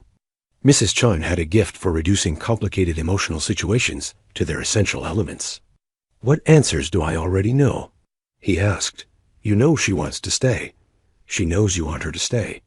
Only question is whether you are both brave enough to say so. Willa May laughed, a sound like silver bells in the evening air. She's right. You know, we're both dancing around the truth like it might bite us. And what truth is that? That whatever's been growing between us these past weeks, it's not something I want to walk away from. Not for Aunt Margaret's security. Not for Ezekiel Cain's money. Not for anything. The words hit Bo like a physical force, knocking down walls he'd spent 3 years building around his heart. For a moment, he couldn't breathe, couldn't think. Could only feel the overwhelming relief of hearing what he'd been hoping to hear without daring to expect it. Willa May, he said, his voice rough with emotion. Yes? Would you marry me? Not for protection, not because of circumstances, but because I love you and I want to build a life with you? Her smile was brighter than all the stars in the vast Montana sky. Yes, she said simply. Yes, I will. Mrs. Chun nodded with satisfaction. Good. Now we plan wedding and figure out how to deal with bad Cain brother. In that order? As Bo took Willa May's hand in his, feeling the rightness of it settle into his bones, he realized that Ezekiel Cain had done them an unexpected favor.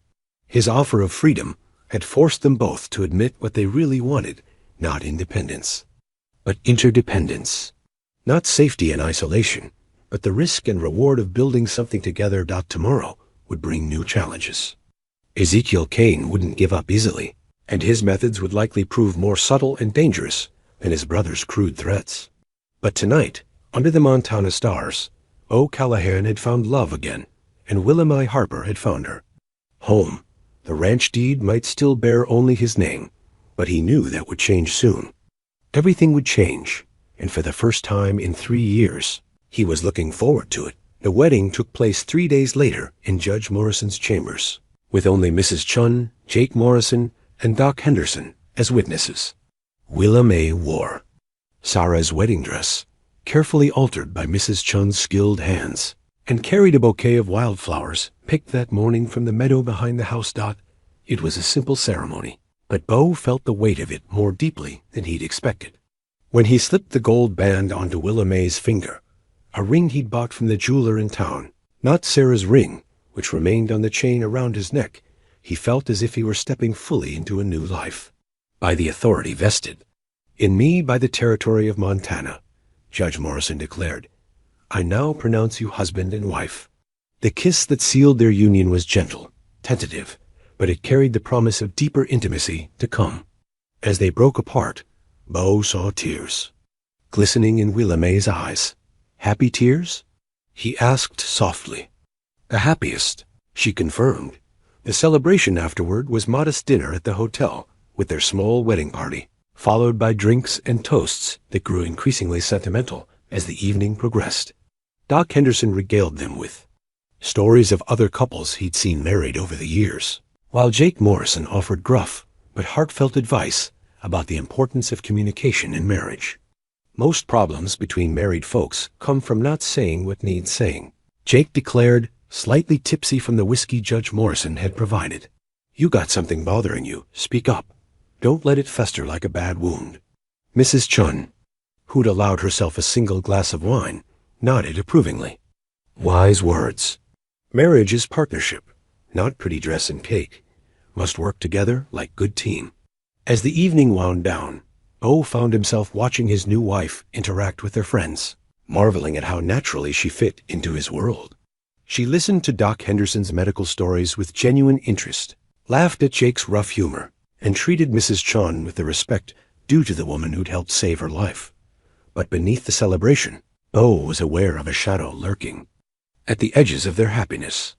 Ezekiel Kane had made no further overt moves, but his presence in town was a constant reminder that their troubles weren't over.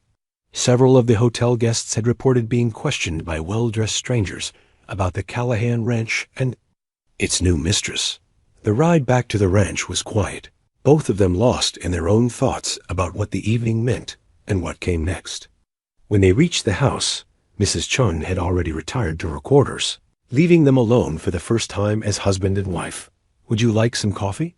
Willa May asked, suddenly seeming nervous. Coffee would be good, Bo agreed, though what he really wanted was to talk about the step they'd just taken and what it meant for their future. They sat in the kitchen, the familiar room somehow transformed by the knowledge that they were now truly partners in all things. The comfortable companionship of the past weeks had evolved into something deeper, more complex. Bo, Willa May said finally, I need to tell you something about today. What about it? When Judge Morrison asked if anyone objected to the marriage, I saw Ezekiel Kane watching from across the street. He didn't try to stop the ceremony, but he was there. Bo felt his jaw tighten. Why didn't you say something? Because I wasn't going to let him ruin our wedding day. But I wanted you to know that he's still watching, still waiting for something. Waiting for what? I'm not sure, but I have a feeling we're going to find out soon. Her intuition proved correct. The next morning brought visitors in the form of Margaret Coleman and her children, who'd heard about the wedding and come to offer their congratulations and their concerns. I'm happy for you, dear, Margaret said as they sat in the parlor with tea and fresh biscuits. But I have to ask, are you certain this is what you want? Marriage is a big step, especially to someone you've only known for a few weeks. It was a fair question, Bo had to admit. By conventional standards, their courtship had been remarkably brief. I'm certain, Aunt Margaret, Willa May said firmly. I know it seems sudden, but sometimes life doesn't give you the luxury of taking things slowly. And you, Mr. Callahan? Are you prepared for the responsibilities of marriage to a young woman who's been through considerable trauma? Bo appreciated Margaret's directness. She was clearly a woman who believed in speaking plainly about important matters. I'm prepared to spend the rest of my life making sure she's safe and happy, he said. And I'm prepared to deal with whatever troubles that might bring. Margaret nodded, seeming satisfied with his answer. Good, because there's something you both should know. That man who's been asking questions around town, Ezekiel Kane, he approached me yesterday. Bo felt Willa May stiffen beside him. What did he want? To tell me that Willa May was making a mistake by marrying you. He said he had information about her father's estate that could make her a wealthy woman if she was willing to come with him to Denver to meet with certain lawyers. Did he say what kind of information? Something about land rights. Claimed Jacob Harper had filed a mining claim years ago that's now worth a considerable sum. Said the territorial government was prepared to compensate the Harper family for mineral rights they'd unknowingly sold too cheaply. It was a more sophisticated lie than anything Mordecai Kane had attempted. Mining claims and mineral rights were complicated enough that most people wouldn't immediately recognize the deception. It's not true, Willa May said quietly. Papa never filed any mining claims. He was a doctor, not a prospector. I figured as much, Margaret agreed. But this Kane fellow is very convincing. If I hadn't known Jacob as well as I did, I might have believed him. What did you tell him? Bo asked. That Willa May was old enough to make her own decisions, and that if he had legitimate business with her, he could conduct it through proper legal channels. Margaret's expression hardened. He didn't like that answer much. Did he threaten you? Not in so many words. But he made it clear that he considered my presence here inconvenient. Bo exchanged a look with Willa May. Ezekiel Kane was escalating his efforts, growing bolder in his attempts to isolate her from potential allies. Aunt Margaret, Willa May said carefully, maybe you and the children should consider cutting your visit short. I don't want you to be in danger because of me. Nonsense. I didn't come all this way to be frightened off by some smooth-talking charlatan. Margaret's chin came up with stubborn determination. Besides, Tom always said a family should stick together in times of trouble. This could get dangerous. Bo warned. Young man, I raised 4 children through drought, locusts, and Indian raids. I faced down claim jumpers, cattle rustlers, and door-to-door preachers selling salvation by the bottle. I'm not about to be intimidated by one more con man with delusions of grandeur. Despite the seriousness of the situation, Bo found himself smiling. It was easy to see where Willa May had gotten her backbone. Their discussion was interrupted by Jake Morrison's arrival with news that wiped the smiles from everyone's faces. Boss, Jake said without preamble, we got problems. Someone's been cutting fence lines during the night. Lost about 50 head of cattle so far. Rustlers? Don't think so. Cattle are still on the property, just scattered to hell and gone. Looks more like someone's trying to create work for us, keep us busy with Roundup instead of paying attention to other things. Bo cursed under his breath. It was exactly the kind of indirect pressure Ezekiel Kane would use, nothing technically illegal, nothing that could be directly traced to him, but enough to create problems and distractions. How many men do we need for Roundup? Bo asked. All of them, if we want to get the cattle gathered before they wander too far. But that means leaving the house with minimal protection. The trap was becoming clear. Force Bo to choose between protecting his property and protecting his wife. Create a situation where Willa May would be vulnerable while he dealt with ranch business. I'm not leaving Willa May undefended, Bo said firmly. What if she wasn't here to defend? Margaret suggested quietly. Everyone turned to look at her. Hear me out, Margaret continued. What if Willa May came to town with me and the children? Stayed at the hotel where there are plenty of people around? That way, you could deal with your cattle problem without worrying about her safety. It was a reasonable suggestion, but Bo found himself reluctant to be separated from his new wife, even temporarily. I don't like the idea of letting Kane drive us apart, he said. It's not being driven apart, Willa May said thoughtfully. It's being smart about tactics. If I'm safe in town with Aunt Margaret, you can focus on the ranch without distraction. And maybe we can learn something about what Kane is really planning. How? By letting him think he's getting what he wants. If he believes I'm separating myself from your protection, he might get careless, reveal his real intentions. It was a dangerous game, but Bo had to admit it had merit. Ezekiel Kane had been cautious so far, careful not to reveal his hand. If he thought Willa May was becoming vulnerable to his approach, he might make a mistake. I don't like it, Bo said. Neither do I, Willa May admitted. But I like the idea of being hunted even less. At least this way, we're taking some control of the situation. Jake nodded approvingly. Sometimes the best defense is to make the enemy think he's winning until you're ready to spring your own trap. And what trap would that be? Margaret asked. Still working on that part, Jake admitted with a grin. The discussion continued for another hour, refining the plan and considering potential complications. Finally, they agreed that Willa May would accompany Margaret and the children to town that afternoon, ostensibly for a few days of visiting, while Bo dealt with the scattered cattle dot. As they prepared for the temporary separation, Bo found himself oddly reluctant to let Willa May out of his sight. They'd been married for less than 24 hours, and already he was having to send her into potential danger. It'll be all right, she said, reading his expression as they stood in their bedroom while she packed a small bag. This isn't like before. I'm not running away scared. I'm making a choice about how to face the threat. I know. It's just ... He struggled to find words for the fear that was growing in his chest. I just found you. I don't want to lose you. She set down her packing and came to him, placing her hands on his chest where she could feel his heartbeat. You're not going to lose me, she said firmly. We're going to beat Kane at his own game, and then we're going to build the life we both want. Her confidence was infectious, but as Bo watched her finish packing, he couldn't shake the feeling that they were walking into something more dangerous than either of them fully understood. Ezekiel Kane had proven himself patient and cunning, and patient. Cunning enemies were often the most dangerous kind, but as he helped Willa May into Margaret's wagon for the ride to town, he reminded himself that she was no longer the desperate, frightened girl who'd knelt on Murphy's saloon floor. She was a strong, intelligent woman who'd chosen to stand and fight rather than run and hide. If Kane wanted a battle of wits, he was about to discover that he'd underestimated both sides of the Callahan partnership. The wagon disappeared down the valley road in a cloud of dust, taking with it the most precious thing in Bo's world.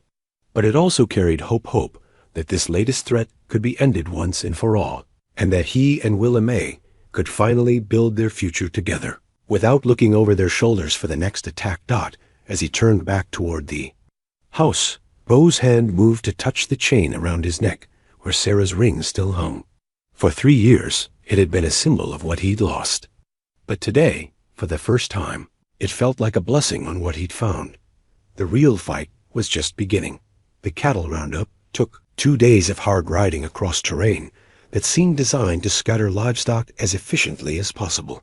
Bo and his men worked from dawn to dusk, gathering strays from ravines, creek beds, and hidden valleys where the animals had wandered after the fence lines were cut.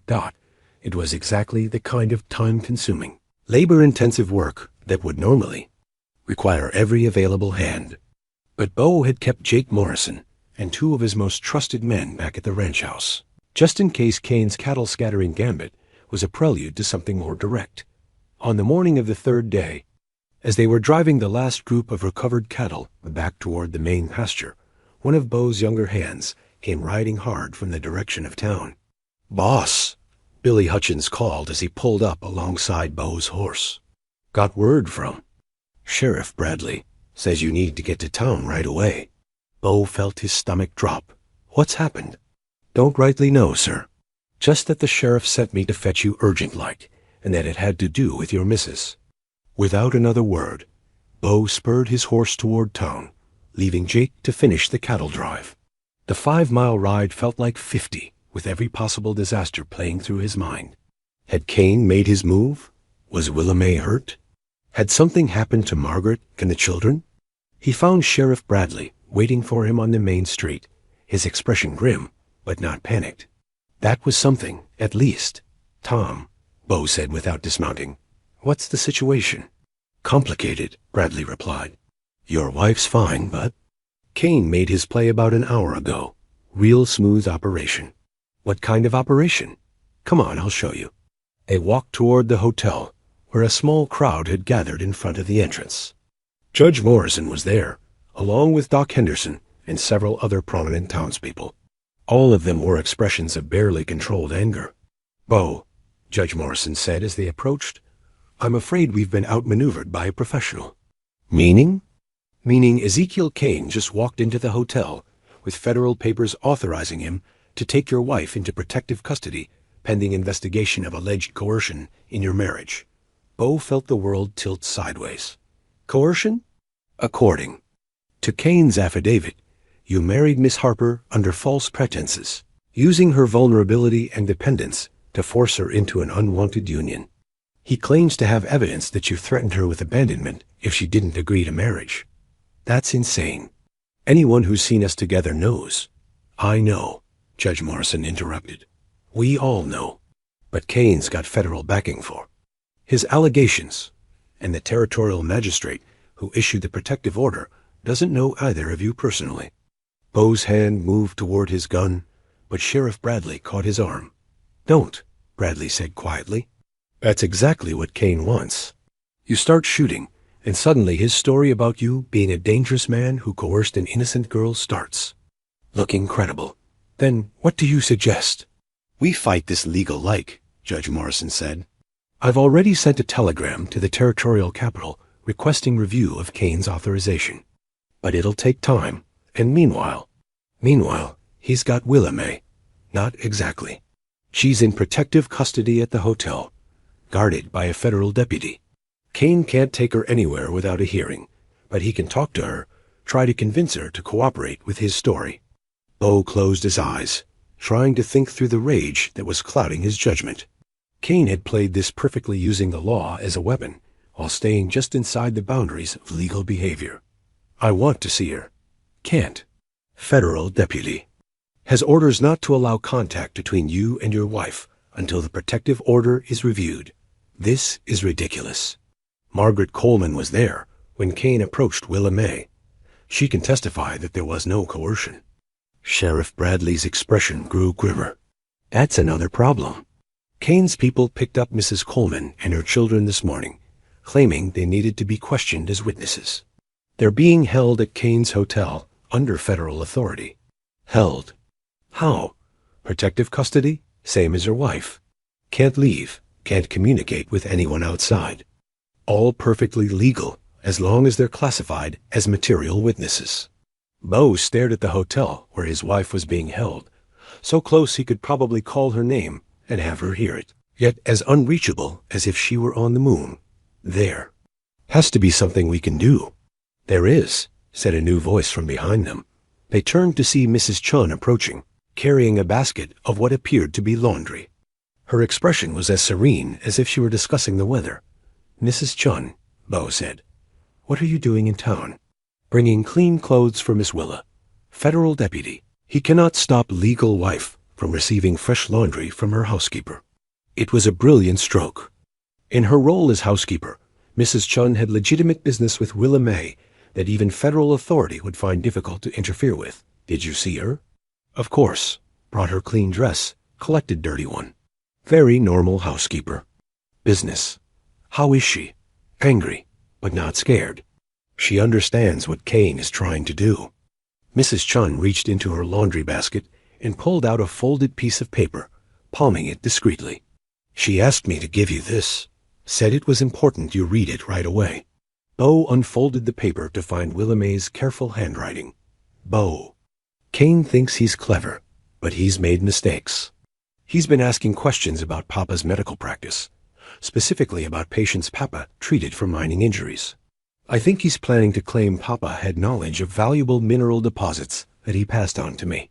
Kane's trying to build a case that our marriage was about gaining access to valuable information, not love. He doesn't know about Papa's real medical records, which I hid before we ran from the compound.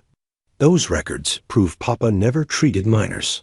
His patients were farmers and ranchers with ordinary injuries and illnesses.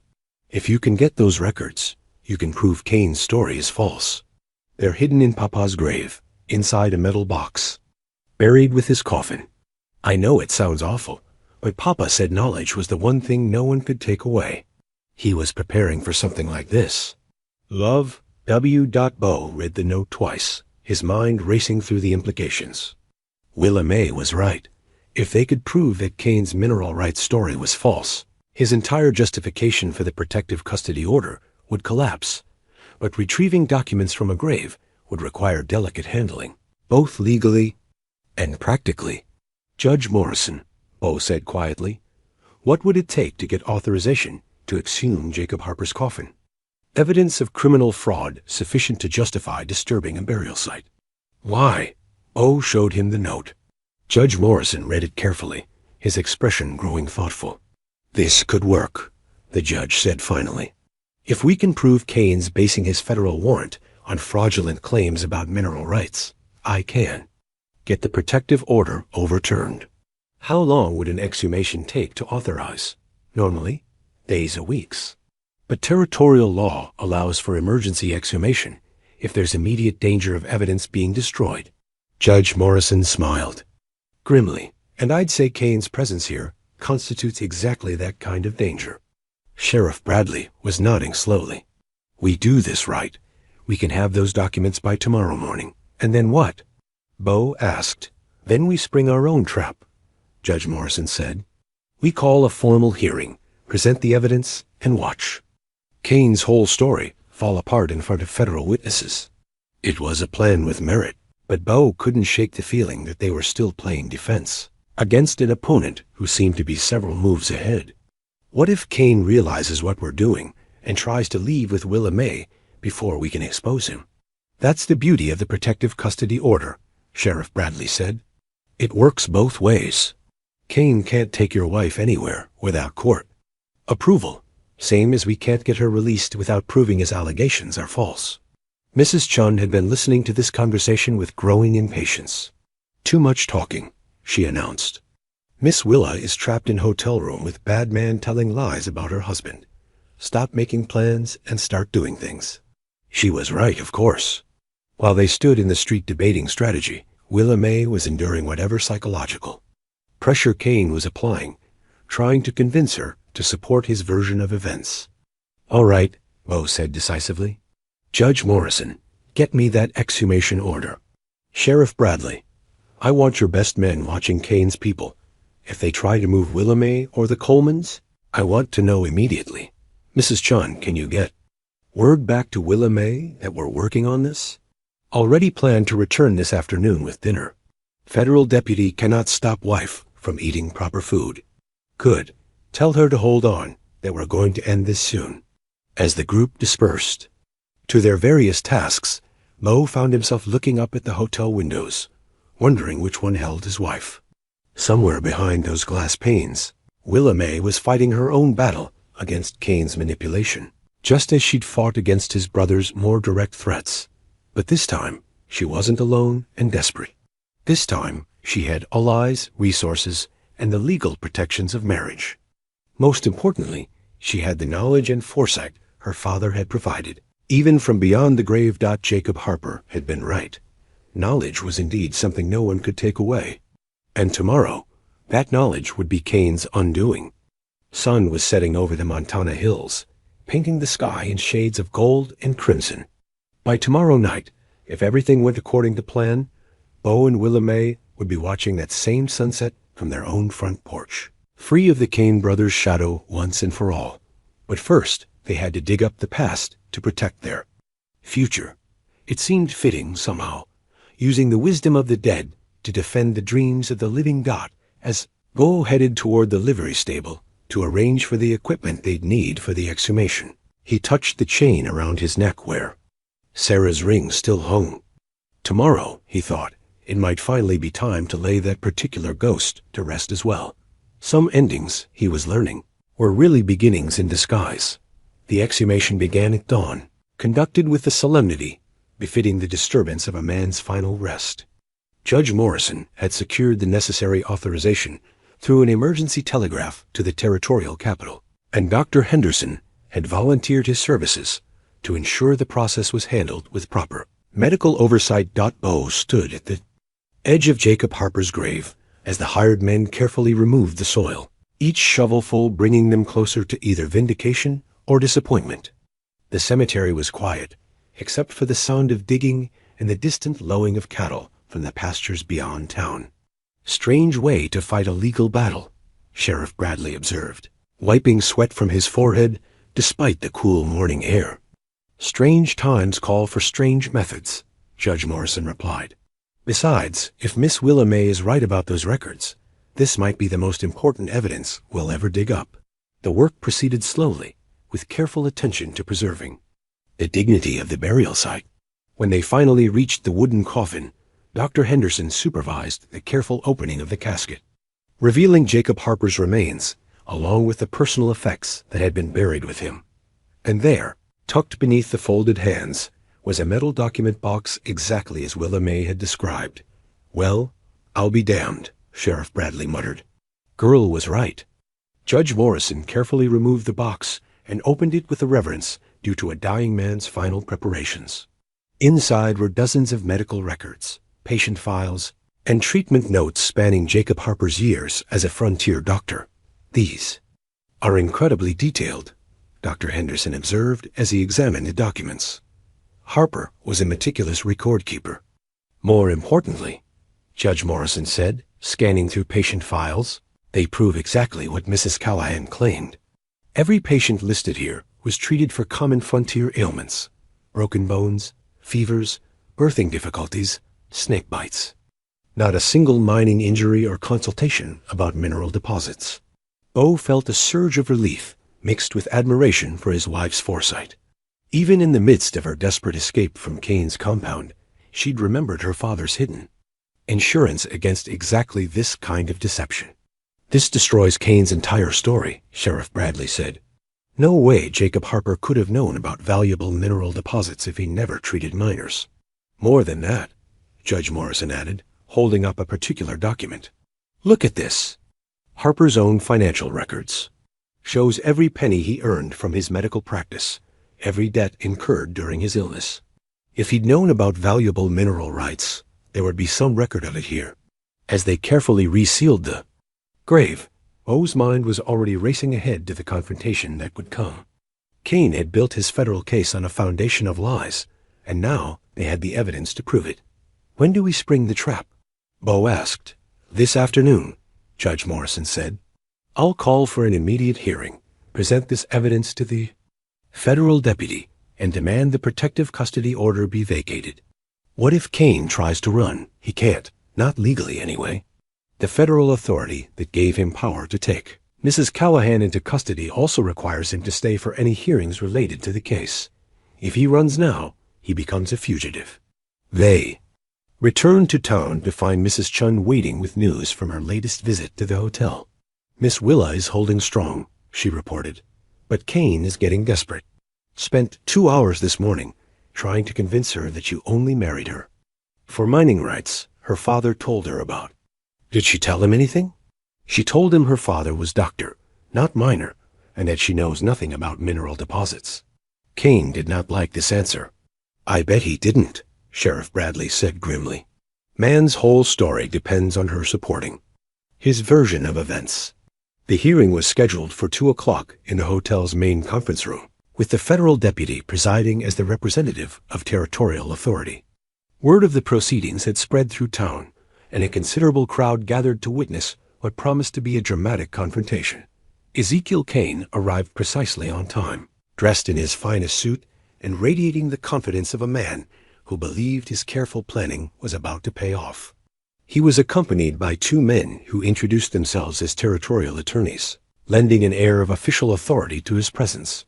Willa May was escorted into the room by the federal deputy. Then Bo felt his heart clench at the sight of her.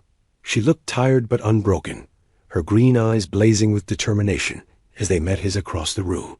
Mrs. Callahan, Judge Morrison said formally, are you prepared to testify regarding the circumstances of your marriage to Mr. Bo? Callahan? I am, Your Honor. Kane's attorney stood. Your Honor, we object to Mrs. Callahan testifying without proper legal representation. Given the allegations of coercion, the lady is quite capable of speaking for herself, Judge Morrison interrupted. Mrs. Callahan, in your own words, please describe the circumstances that led to your marriage. Willa May's testimony was clear, precise, and devastating to Kane's case. She described her desperate escape from Mordecai Kane's compound, Bo's protection and kindness, and their growing affection that had led to genuine love and marriage. At any point, Judge Morrison asked, did Mr. Callahan threaten, coerce, or manipulate you into marriage? Never. He offered me protection when I needed it most, and he gave me the freedom to choose my own future. When I chose him, it was because I loved him, not because I was afraid of him. Kane's attorney tried to salvage the situation. Mrs. Callahan, isn't it true that your father left you valuable information about mineral deposits in this area? No, sir. My father was a doctor. His only legacy to me was his medical knowledge and his moral principles. But surely he mentioned valuable mineral rights, mining claims. My father never filed a mining claim in his life. He treated farmers and ranchers, not miners. It was then that Judge Morrison played his ace. Your Honor, he said, addressing the federal deputy, I have here medical records belonging to the late Jacob Harper, Mrs. Callahan's father. These records conclusively prove that Dr. Harper had no knowledge of mining activities or mineral deposits. He presented the documents from the metal box, explaining their discovery and authentication by Dr. Henderson. Kane's face went progressively paler as the implications became clear. These records, Judge Morrison continued, show that Mr. Kane's entire justification for federal intervention was based on fraudulent claims. Dr. Harper never treated miners, never knew about valuable mineral deposits, and never possessed information that would make Mrs. Callahan a target for coercive marriage. The federal deputy examined the documents carefully, his expression growing grimmer by the moment. Mr. Kane, the deputy said finally, these records appear to contradict every claim in your federal affidavit. How do you explain this discrepancy? Kane had recovered some of his composure, but his confidence was clearly shaken. Those records could be forgeries, manufactured to support a false narrative. Are you suggesting, Dr. Henderson interrupted, that someone forged decades of medical records, buried them with a dead man, and then orchestrated this entire situation to discredit you? When put like that, Kane's objection sounded ridiculous, even to his own attorneys. The federal deputy stood. Based on the evidence presented, I am vacating the protective custody order immediately. Mrs. Callahan is free to return to her husband, and Mrs. Coleman and her children are free to leave. Kane made one last desperate play. Your Honor, I demand a full investigation into the authenticity of those documents. Mr. Kane, Judge Morrison said with ice-cold authority, you are in no position to demand anything. These proceedings have revealed that you obtained federal authority through fraudulent misrepresentation. I'm ordering your immediate arrest on charges of conspiracy, fraud, and abuse of federal process. What happened next unfolded with startling speed. Kane's composure finally cracked completely as he realized his carefully constructed scheme was collapsing around him. Instead of submitting to arrest, he lunged toward Willa May, apparently intending to use her as a hostage in a desperate escape attempt. But Kane had made a critical error in judgment. Willa May was no longer the terrified girl who'd fled his brother's compound. She sidestepped his grab with fluid grace, and when he stumbled past her, she brought her knee up into his solar plexus with enough force to double him over. Sheriff Bradley was on Kane in an instant, followed by the federal deputy and Judge Morrison. The would-be kidnapper found himself face down on the conference room floor with iron shackles around his wrists before he could recover from Willa May's unexpected retaliation. That, Willa May said calmly as she smoothed her dress, was for every girl you and your brother terrorized. Kane's attorneys, realizing they'd been representing a criminal conspiracy, quickly distanced themselves from their client and departed without another word as Kane was dragged away, still protesting his innocence. Bo finally had his wife back in his arms. The embrace was fierce, desperate, full of relief and renewed commitment. I knew you'd figure it out, Willa May whispered against his chest. I knew you'd find a way. Your father's the one who made it possible, Bo replied. His foresight saved us.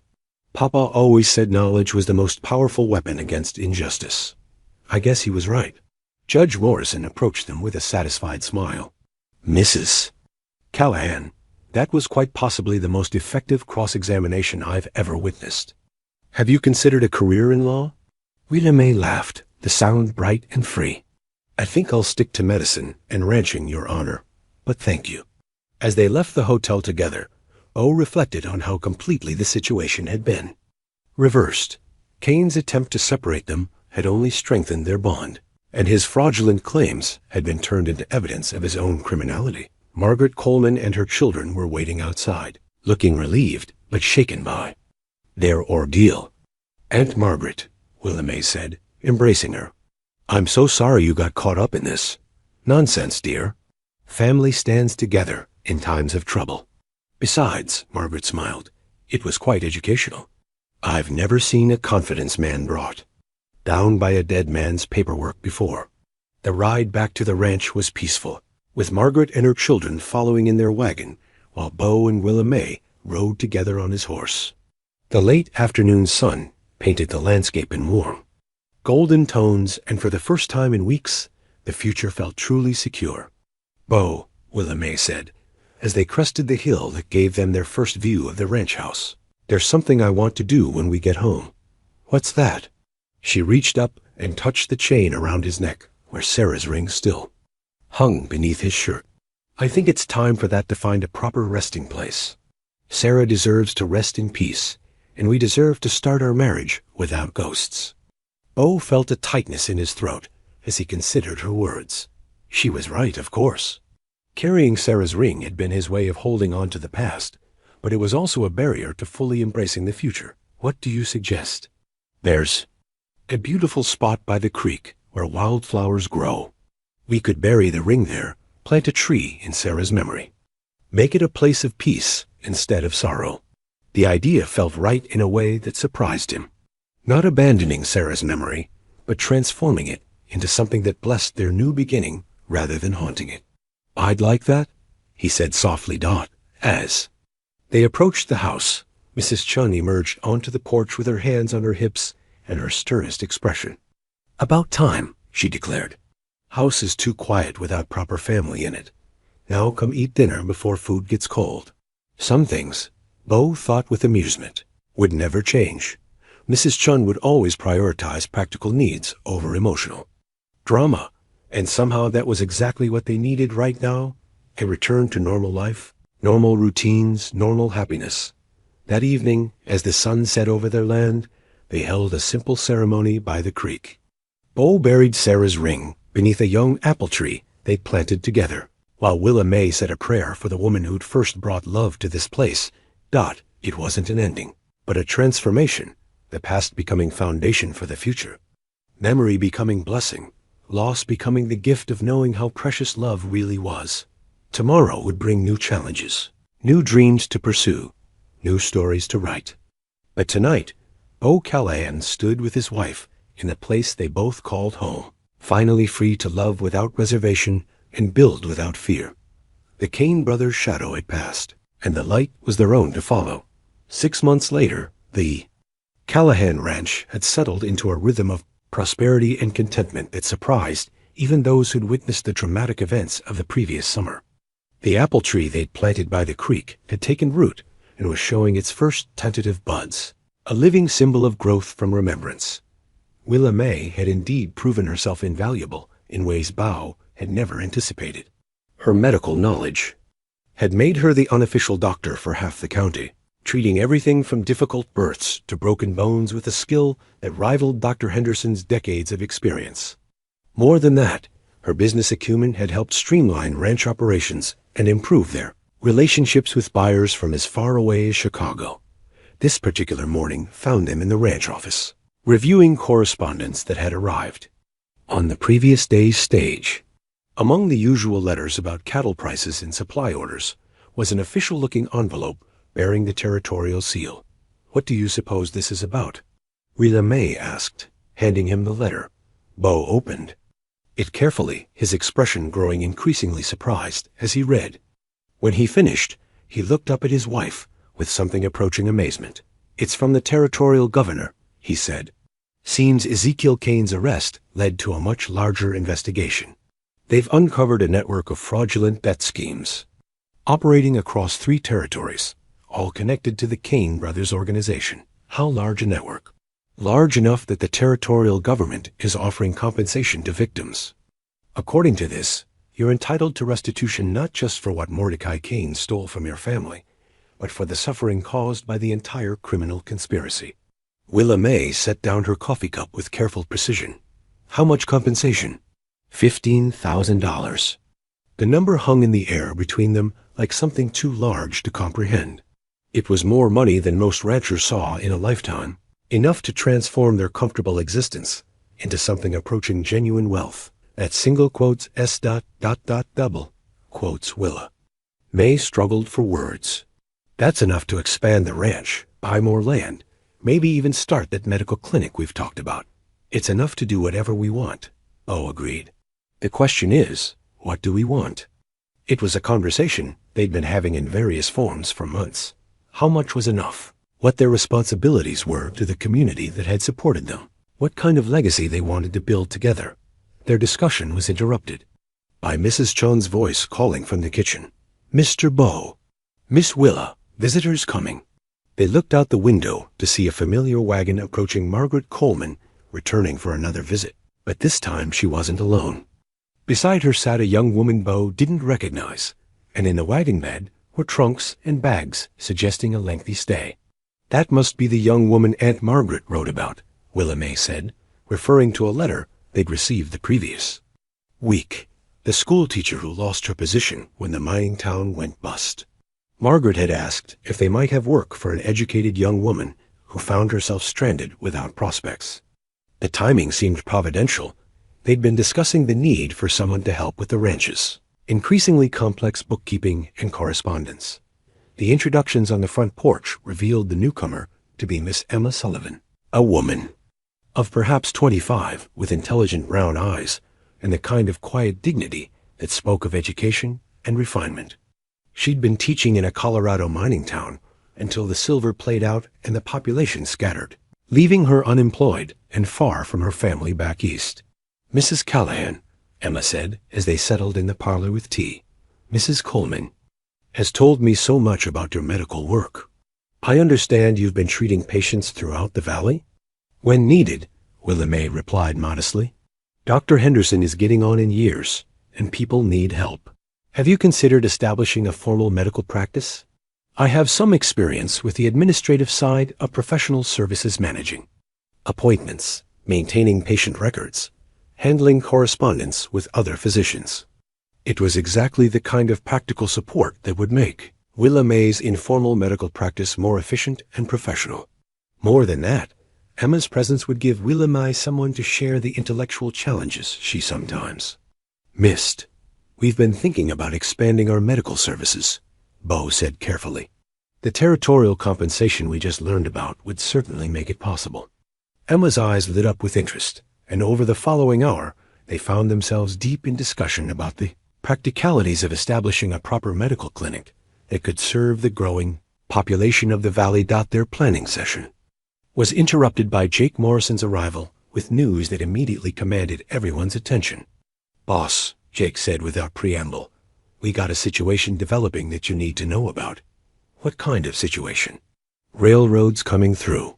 Survey crews been working the valley for the past week, and word is they want to buy right of way across our land." The news hit the room like a thunderclap. The railroad's arrival would transform everything, bringing prosperity, growth, and change on a scale that would reshape the entire territory. "What are they offering?" Bo asked. "Haven't made an official offer yet, but rumors say they're prepared to pay premium prices for cooperation and fair prices for forced acquisition." "Forced acquisition?" "Eminent domain. Government can take what it needs for railroad construction, with or without owner consent. Question is whether they'll negotiate fair terms or just impose what they think is reasonable." It was the kind of decision that would define not just their own future, but the future of everyone in the valley. Cooperation with the railroad could bring enormous wealth, but would also mean accepting fundamental changes to their way of life. "How much time do we have?" Willa May asked. "Survey crew chief says they'll be ready to make formal offers within the week. After that, things move fast." Emma Sullivan had been listening to this conversation with growing excitement. "Mrs. Callahan, Mr. Callahan, this could be exactly the opportunity you've been looking for. Railroad towns need medical services, schools, businesses of all kinds. With your compensation money and your established reputation, you could be founding partners in an entirely new community." She was right, and they all knew it. The convergence of the territorial compensation, Emma's arrival, and the railroad's interest created possibilities that none of them could have imagined just months before. But it also meant making choices that would affect generations to come. "There's something else," Jake said, his expression growing more serious. "Railroads bringing changes we might not all like. More people, different kinds of people. Law enforcement's going to get complicated. When you got permanent federal presence, competing business interests, labor disputes, you think there'll be trouble?" "I think there's always trouble when things change fast." Question is whether we're prepared for it. As if summoned by his words, they heard the sound of multiple horses approaching at speed. Through the window, they could see Sheriff Bradley riding hard toward the house, followed by two men Bo didn't recognize. Now what? Willa May muttered. Sheriff Bradley dismounted with obvious urgency. Bo, Willa May, we got problems. Big ones. What kind of? Problems? Kane kind of problems. Seems Ezekiel had a partner we didn't know about, his cousin, Jeremiah Kane, and Jeremiah just arrived in town with a federal warrant claiming that Ezekiel's arrest was illegal and demanding the release of all seized assets. O felt his stomach drop. They'd thought the Kane troubles were over, but apparently the family had deeper roots than anyone had realized. How is that possible?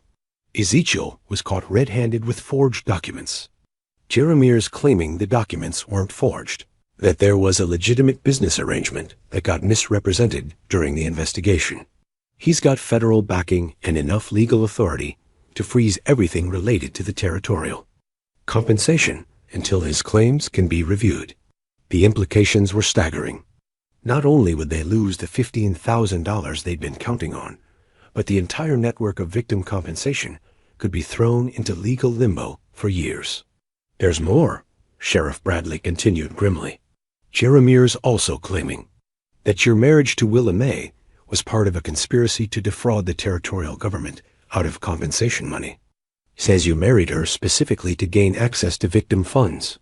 It was a more sophisticated version of Ezekiel's failed strategy, but potentially more dangerous because it attacked the financial arrangements rather than the marriage itself.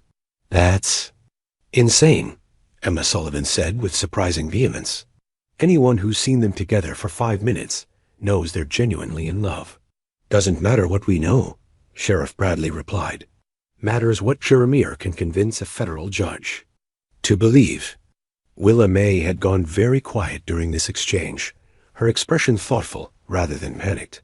When she finally spoke, her voice was steady and determined. Let him come, she said.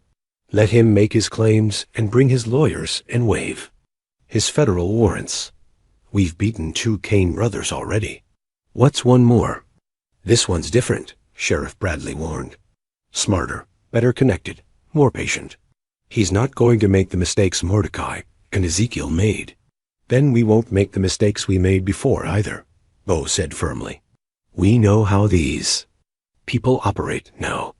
We know how to fight them.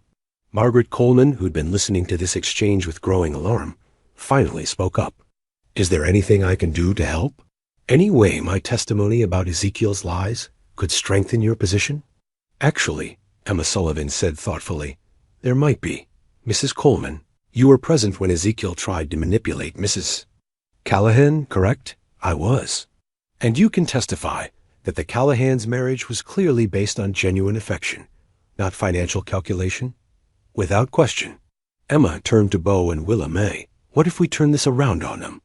Instead of defending against Jeremiah's accusations, what if we go on the offensive? Challenge not just his legal authority, but the entire Kane family's history of fraud and abuse? It was an intriguing strategy, but Bo wasn't sure they had the resources to take on a federal investigation. That would require substantial legal representation, he said. The kind that costs more money than we have access to right now. Not necessarily, Emma replied with a smile that suggested she had more resources than her modest appearance indicated. You see, there's something I haven't told you about my background. Before I became a schoolteacher, I worked as a legal clerk for one of the most prominent law firms in Denver. I know how these federal fraud cases work, and I know lawyers who would be very interested in taking on a case this significant. The revelation added an entirely new dimension to their situation. Emma wasn't just a stranded schoolteacher. She was someone with connections and expertise that could prove invaluable. In the coming fight, why didn't you mention this before? Willa May asked. Because I came here looking for a peaceful life away from legal battles and courtroom drama. But it seems the drama has followed me, and I can't stand by and watch good people be victimized by the same kind of corruption I've seen before. Bo looked around the room at the allies who'd gathered almost by accident. Margaret Coleman, with her family connections and moral authority, Emma Sullivan with her legal expertise and professional contacts, Jake Morrison with his practical knowledge, and unwavering loyalty, Sheriff Bradley with his law enforcement credentials and local respect. "All right," he said finally. "If Jeremiah Kane wants a fight, let's give him one he won't forget. But this time, we're not just defending ourselves. We're going to destroy the entire Kane family operation once and for all." The die was cast. The final battle with the Kane legacy was about to begin. But this time, they weren't desperate refugees fighting for survival. They were an established family with resources, allies, and the confidence that came from having won before, Jeremiah. Kane was about to learn that the third time wasn't necessarily the charm. Sometimes it was just the final mistake. 1 year later, Bo Callahan stood on the front porch of his ranch house, watching the morning sun paint the valley in shades of gold and amber. The view was both familiar and transformed, the same rolling hills and distant mountains, but now intersected by the gleaming rails of the Northern Pacific Line that brought prosperity and change to their corner of Montana territory. The legal battle with Jeremiah Kane had indeed proven to be the final chapter in the Kane family's reign of terror. Emma Sullivan's contacts in Bender had provided them with a legal team that specialized in federal fraud cases, and their investigation had uncovered a criminal network spanning multiple territories and involving dozens of corrupt officials. Jeremiah Kane was now serving a 20-year sentence in federal prison, along with his co-conspirators. The territorial compensation that had been frozen during his legal challenge had not only been released but increased as more evidence of the Kane family's crimes came to light. Instead of $15,000, the final settlement had awarded them nearly $30,000, enough to transform their dreams into reality. The medical clinic Willa May had established in the growing railroad town of Callahan, Springs named by popular vote after the couple who'd done so much to make it possible to serve patients from 3 counties. Emma Sullivan managed the administrative side with remarkable efficiency, while also teaching at the school they'd helped fund with their settlement money. Margaret Coleman and her children had decided to make their move permanent, purchasing land adjacent to the ranch and establishing a dairy operation that supplied fresh milk and cheese to the railroad workers and growing town population. Her presence provided Willa May with the family connection she'd lost when her father died, and her children had become like nephew and niece to the Callahans. But it was the bundle in Bo's arms that represented the most profound change of all. William Samuel Callahan, named for both grandfathers, was 3 months old and already showing signs of the stubborn determination that seemed to run in both sides of his family tree. "He's got your eyes," Willa May said, stepping onto the porch beside her husband. The morning ritual of watching the sunrise together had become sacred to them, a daily reminder of how far they'd traveled from those desperate days when she'd knelt on Murphy's saloon floor.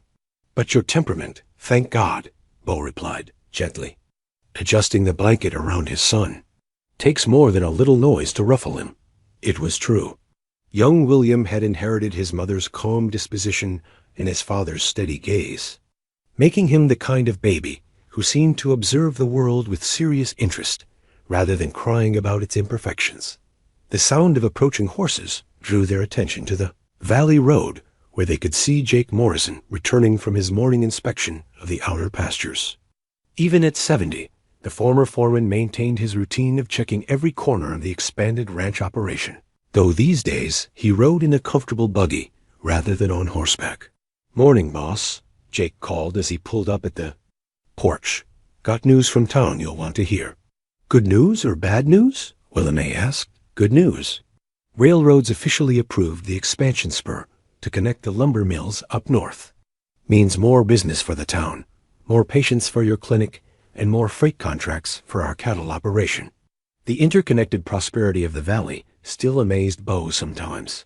What had started as a desperate attempt to protect one frightened young woman had grown into a community of several hundred people, all connected by the railroad, the medical clinic, the school, and the various businesses that had sprung up to serve them.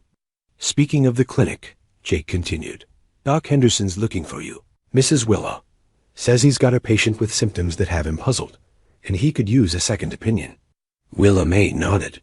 At 78, Dr. Henderson had gratefully accepted her assistance with the more complex cases, and their partnership had become a model for how traditional and newer medical knowledge could complement each other. "I'll head into town after lunch," she said.